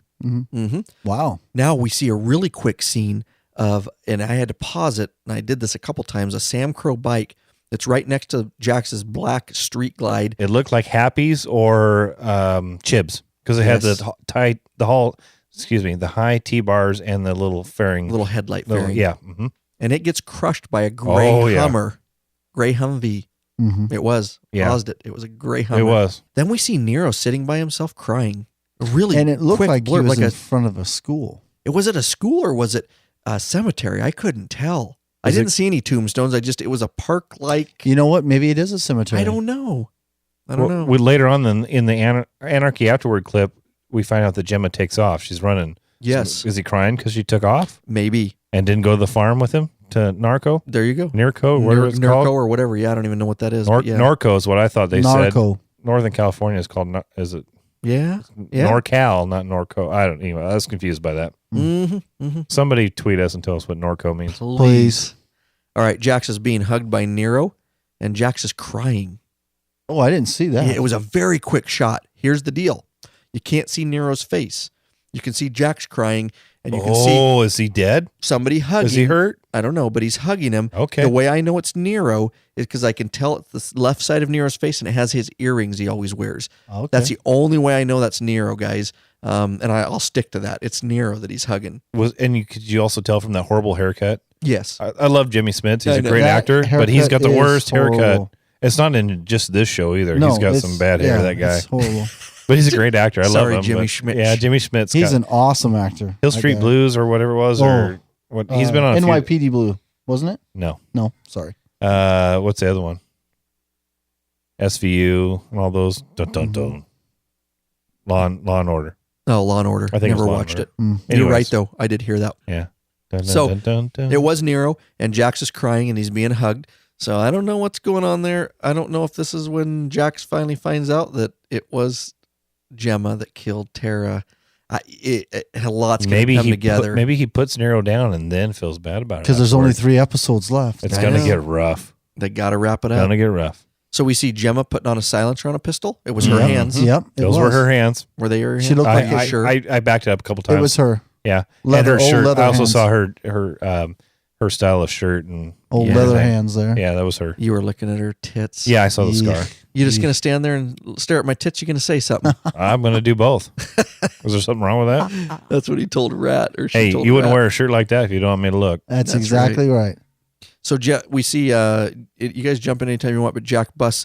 This is weird. We see Jack's busting out a door in a building, and he's running, and he runs into the street. Now, in front of a I was car. discussing this with Ryan.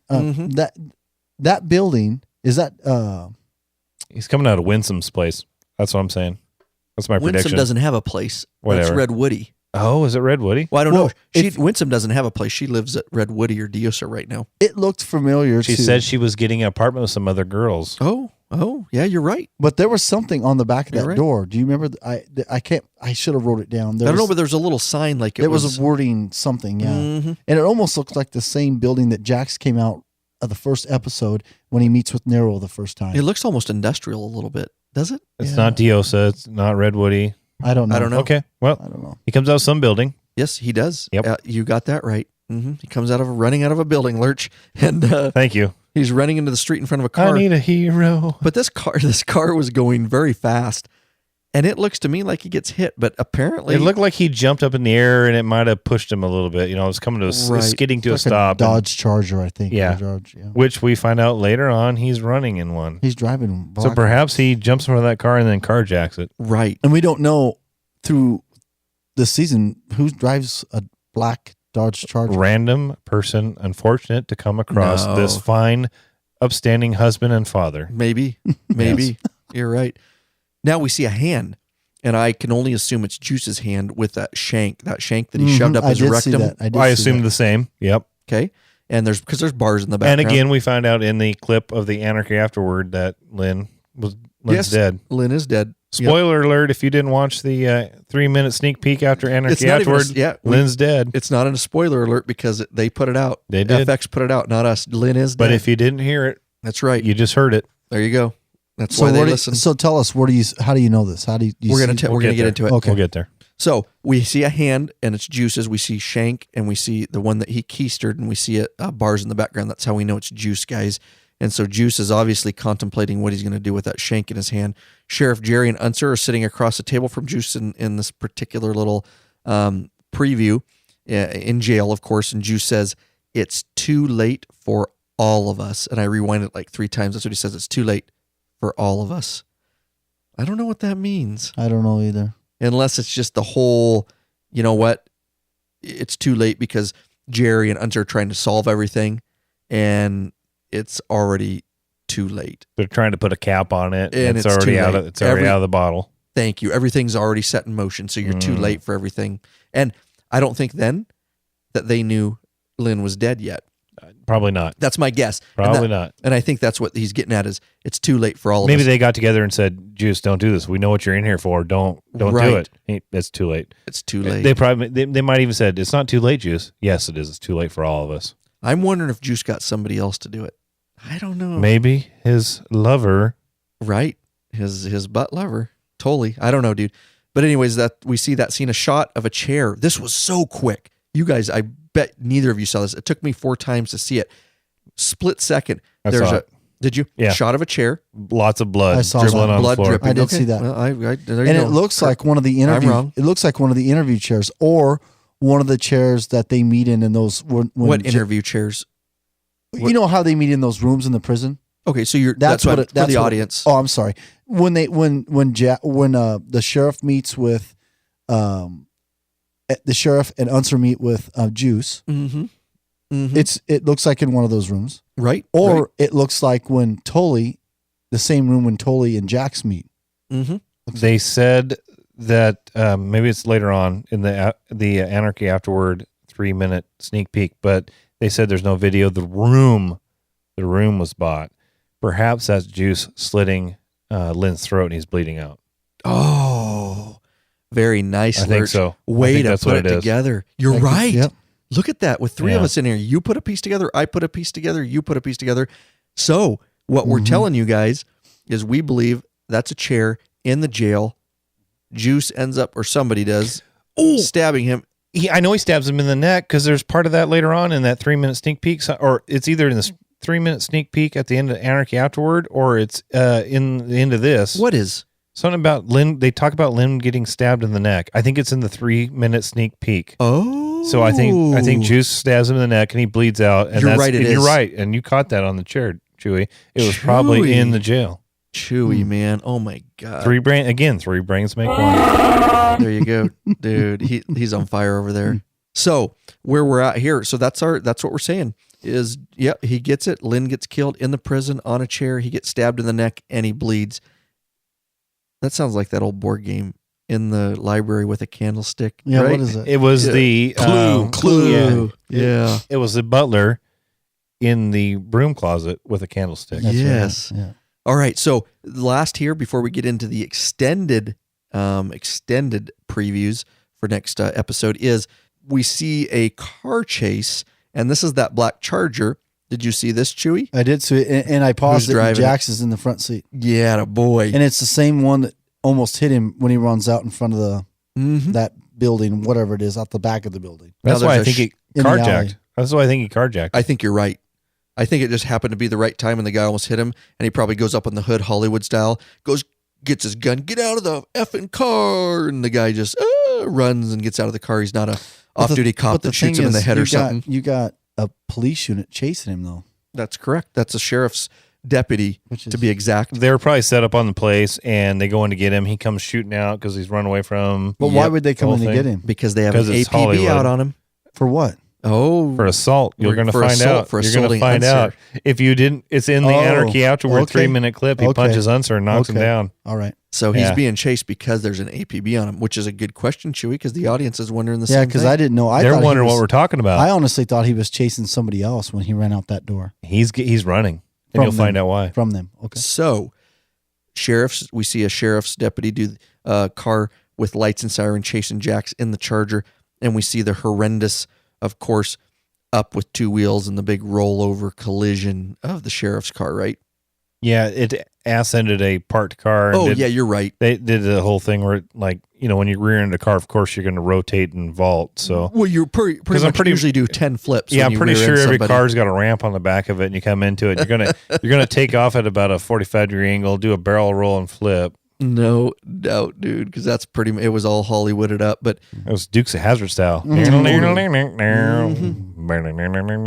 All right, so we go to, here's the extended previews that we saw that Lurch pulled up, and here, Chewy, we're going to get in a little bit deeper. And if you didn't watch it, you better pay close attention, people, because this is where the good stuff is. I didn't see it, so stay tuned. Here we go. Sheriff Jarry shows up at Unser's trailer at Teller Motors. There's a bunch of stuff that goes down at Teller Motors in this particular previews. And she says someone killed Lynn. She tells Unser, hey, someone killed Lynn, stabbed him multiple times in the neck. Here you go, Chewy. This is how we brought all that together, see? With your little chair vision that it's in the prison and the blood dripping. Trained observer on the room there. Good call. And of course, she's concerned because they pulled the video file and it's blank. She says she's pissed and she goes, somebody bought that room, Wayne. Guess who bought that room? Jax. Tully. Well, through Tully. But Tully runs that prison. Yeah, Jax bought it through Tully. Yep, exactly. So, of course, Tully had that all set up with, we assume, juice, which we will find out. Okay, Chibs and Jax talk. And Chibs just got off the phone with Happy. And he says, Gemma punched Chucky and took off in a blue Explorer. This is what Chibs, he got off the phone and with Happy. And he tells Jax, hey, Chucky, your mom just punched Chucky and took off in a blue Explorer. So she's on the run for something. I think Jax is all over it. I think this is it, guys. I really do. I think Gemma is, now she's lost the kids, right? Because she can't see them because of CPS. Mm-hmm. She's now she's running. Now Jax knows she murdered Tara. I'm telling you, she's going to whack herself.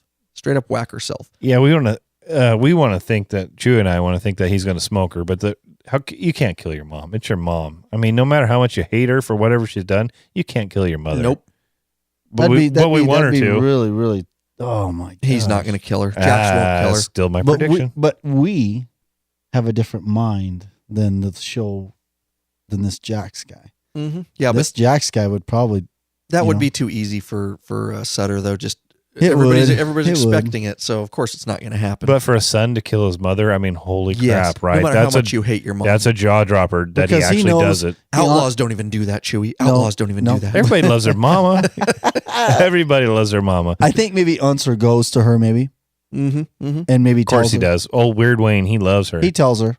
Okay. And that's what pisses Jax off, and Jax comes after him. Uncle Wayne loves her. After she leaves, he's mad because he's like, somehow finds out you went to her. That's why she's gone. And he gets in a fight with Wayne. Right. Punches Wayne. Yep. Which he does. And so then that's when Wayne is like, hey, you got to stop this guy. He's going to kill. He tells Jerry, you got to stop this guy. He's going to find his mom. He's going to kill her because he knows that Tara killed. You know, he know you got to stop him. He's going to kill his mom. He's not going to tell, Unser's not going to tell the sheriff that Gemma killed Tara. He's going to say, look, Jax is going to go after her. He wants her dead. So you guys got to stop. Which is awesome. That's exactly what's happening here. Very insightful, because after he punches Unser says, put out an APB for him. I need him locked up. He goes, before he kills somebody else, I need him locked up. Until I figure out what's going on, I need him locked up. I told you, Chewy's on fire. He understands this show. He does. Yeah. And he didn't even see this preview, dude, and he just called it, man. Yep. That's nice job. Awesome. Nice job. See, Unser's still working through what's going on. In his mind, I think he knows, but he's not 100% sure, and he wants to get Jax locked up. So good call. What even pisses me off more, because I like Unser, and if he knows that Gemma killed Tara and now he's back, that pisses me off about I don't think he knows it for sure, because remember last episode he was looking over all the photos. But dude, he's got to know. I mean, I don't think he has the evidence to prove it. He doesn't have the evidence, but or he doesn't want to. He doesn't want to believe it because he loves her. Right. And Jerry told him basically, okay, the person that Gemma and Juice picked out, Mr. Dunn, He was not even in the state at the time this murder happened. So he's got to know that they're lying. Why are they lying? Yep. So, right. No, I agree. And it's not what you know, Chewy. It's what you can prove. That's right. That is true. Just training day. Mm-hmm. So Unser and Jack, of course, talk, and he ends up getting punched. But he wants Unser to get Gemma, get her to meet with him, and tell her it's family business again. So he's basically telling Unser, you know her, you know how to get a hold of her, she trusts you. This is in the scene. I'm just wrapping up. It's actually not this long, but I'm basically, what he's getting at is get her, tell her it's family business. I need to meet her ASAP. And this is when Unser straight up, this is a great scene if you get online, guys, and see this. I think you can just get on the FX network website. Just Google SOA afterward, and it'll be the first video that pops up. There you go. It's the latest. It just came out this morning. And so Unser calls him out and tells Jax he's a thug. This is awesome. He goes, you're nothing but a thug, and you should care more about Tara. You don't care about the boys. If you cared about the boys. So he basically, everything we've called him out on, Chewy, on our episodes about being a poor father, Unser's calling him out on, like, you're a piece of crap. You're a thug. Don't pretend like you care about Tara or the boys. All you care about is yourself and your thug life and that kind of stuff, dude. And Jax gets pissed, dude, and pushes him. And Unser even takes it farther. He starts walking away, and Unser says, what you going to do? You going to kill me and add me to your body count? Dude, he's just railroading Jax on this. And he says, you want me to just go? And this was the great part, because Jax says, when I was watching this, Lurch knows this afternoon, he was up in the studio, and I go, oh, I had the earphones on. Yep. He goes, what? I go, I just heard him say this. So this is what Unser says. He goes, you want me to just go stand in my trailer in the kitchen and wait for somebody to kill me? Maybe somebody can put a fork in my skull. Dude, that got to Jack's heart. And that's when Jack's like, you mother, and punches him, dude, and takes him out right there. At this time, Unser tells Jarry, who's there, they meet up at Teller Motors, and that's when Unser says, put an immediate APB, an all points bulletin. If the listening audience doesn't know, we've explained it in the past, but that pretty much means everywhere in the United States, pick him up, arrest him, an all points bulletin on Jax for assault of him. He says he wants him off the streets so he can't kill, so nobody else gets killed. So that's what me and Lurch are talking about, that you actually said that somewhat. It's a little bit more information of Jax learning about his mother's treachery and what's going on. Wow. Yeah. Deep, it's going to be interesting. I can't wait for the next episode. Me either. Do you guys have anything? We are going to take it out, guys. Do you guys have any last little thoughts here before we take it out? And I want you guys, if you want, we're going to take it out with music. We're going to do our regular outro and all that. We really appreciate you guys sticking around with us. But after all the music is done and everything, I've got a couple sound bites from you. And it's one where they interview actor Walton Goggins last night, and on Anarchy afterwards, and he's the one that plays Venus. He's a great actor.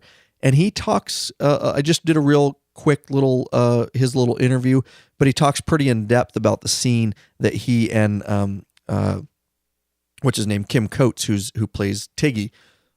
He and Kim Coates, that little scene, which we kind of skipped over, but we did skip Let's talk about that just a little bit. And that, I don't know why that didn't make it in the notes, but that was a interesting little scene, and we all know what we're talking about, right? In the bedroom. Basically, Venus is telling him this, move on. This isn't going to work. And Tiggy's kind of agreeing with him, but then he comes around and says, no, I'm in. I mean, to make it short, they have this little back and forth about, she says, when I say she, I mean Venus. She's just saying Shim. Yeah, Shim. Shim says basically that I understand. I get it. Right. I understand, and I'm not holding you to anything. Move away. And he reinforces his love for Venus and says, no, I'm in. Right. Yeah.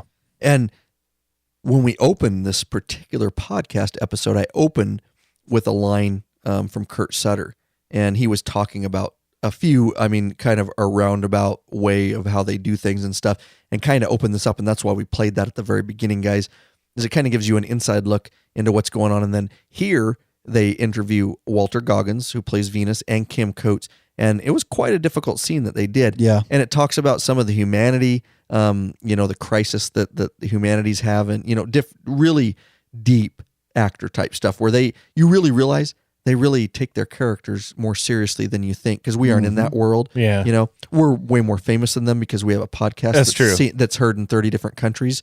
Chewy, we're way more famous, but we don't understand how it is to act. That's funny that you say that, because I was telling my wife it was interesting listening to them talk about their character, because when we see them, we see their character. But when they talk about their character, it's somebody different. Yes. They, as an actor, they talk about their character as a person. Yep. Right. So they'll say, I think Venus thought this, or I think Venus felt that.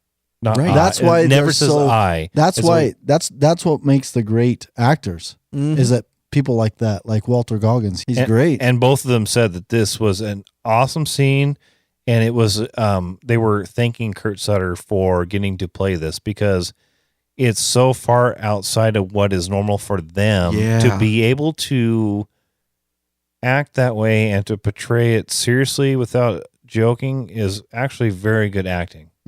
Yep, absolutely. Well said. And it's a little insight into how deep they got in that scene, and probably what it took, because they have to somewhat believe or try to feel that situation to actually make it believable. Yeah, to see the how audience, if that makes sense. to see how deep Tiggy got into Venus. He got deep into her. Oh my God, dude! Did he just say that? I did say deep. I snuck that in on you, didn't I? Just snuck that right in there. See how deep Tig got into Venus. That's what Venus just said. You just snuck that right into me. Lord. You just play hide the sausage, dude. Playing hide the sausage. Okay. So if you guys want to stick around after the outro music and after we close out everything here, I'm just going to play a couple of those. That we're not going to talk about it or anything, but if you just want to listen in on that, it'd be great. Anyways, guys, thank you so much. Call to action, guys. If you want to get the app, you can head over and get our official app at lawabidingbiker.com/app. It is for the Android platform or the iOS Apple platform. You go over there, lawabidingbiker.com/app. It tells you exactly how to get it. You get everything first, especially as we go throughout the year. Our regular episodes usually get them 3-4 days early. You can call right from the app. It's got the blog right there. It's got a whole bunch of artwork for the show and all that. Pretty cool. All right, yeah. Lab Podcast phone number, guys. The hotline phone number. Lurch, spit it. 509-731-3548. Chewy, if one out there listening right now were to get a hold of us on their computer, right with their microphone, where would they go? Where would they go, Chewy? lawabidingbiker.com/voicemail. That's right. You can leave it right from your computer microphone. Everybody's got one. Hey, if they want to get in the free email club, Chewy, where do they go? lawabidingbiker.com/email club. Hey, attaboy. Oh, he's learning. Yep. We send out stuff, guys. You get when we send out new free videos and stuff. If you get in on that t-shirt deal, huh, Lurch? They really need to get on that t-shirt deal. That's lawabidingbiker.com/shirts. Only till December 15th, guys. It's a limited time offer. You get a t-shirt out of the deal, and you help us put a little fuel in the Law Abiding Biker gas tank so we can keep moving this bitch down the road. And they're badass. Yes, they are. You're going to be the envy of your neighborhood with this badass t-shirt. Everybody's going to say, what is the Law Abiding Biker podcast? And where did you get that shirt? I want one. I hope you ordered two. You're going to be that guy. Peace out, guys. Keep the rubber side down. And the shiny side up. Rock out with your cock out. Bang.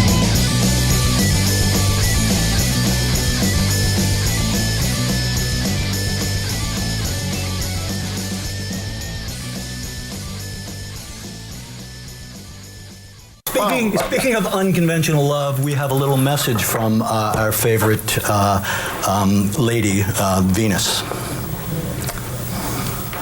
Hey, Charlie. Hey, Tommy. Hello, my dear friend Kurt Sutter. It's me. I'm in a field on Justified playing Boyd Crider, but boy, I sure do wish that I was in that room with you gentlemen talking about what you've accomplished. Kurt, I just want to say to you, mate, I've been on the receiving end of some of the best scenes I've ever done in my life, written by Kurt Sutter over the course of 12 years.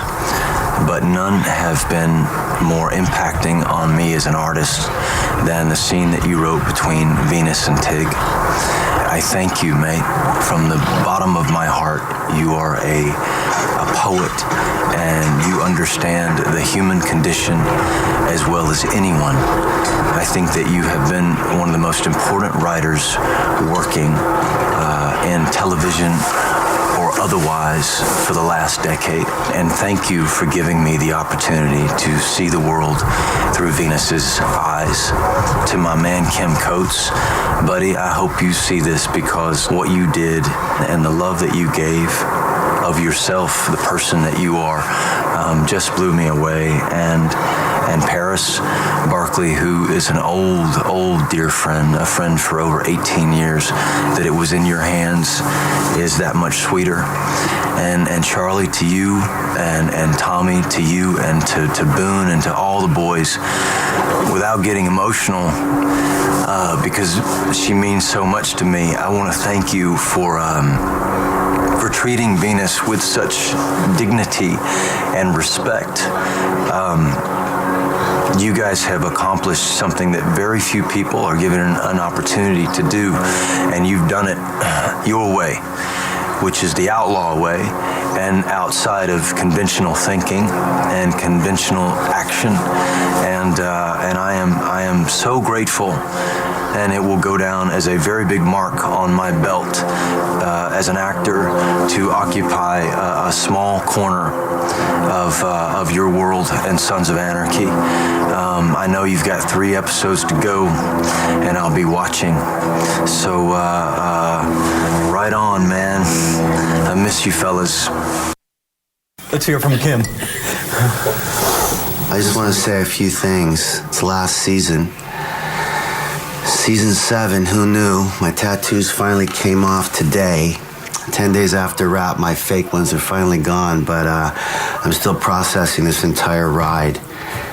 Sutter, thanks, man. Thanks for everything. And this season, Tommy, you and I've had some amazing stuff together, and I'm really happy about that.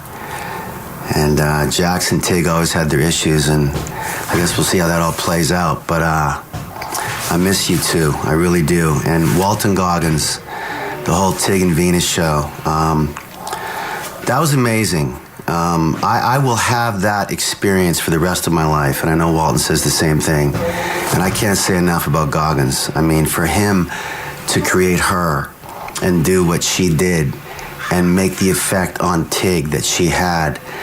Tig doesn't take any prisoners. He's his own man. He's always been his own man. I love that about him. He's a champion of the underdog. I don't know. He's just been the greatest guy to play when there was stuff to play. And I'll be forever grateful for that. And this year, having a bit of a comic relief in the Tig, Venus, Delio, whatever that was or is something I will never, ever forget. So, love you all. What are you waiting for, freaking bikeaholics? Get out there and ride, huh?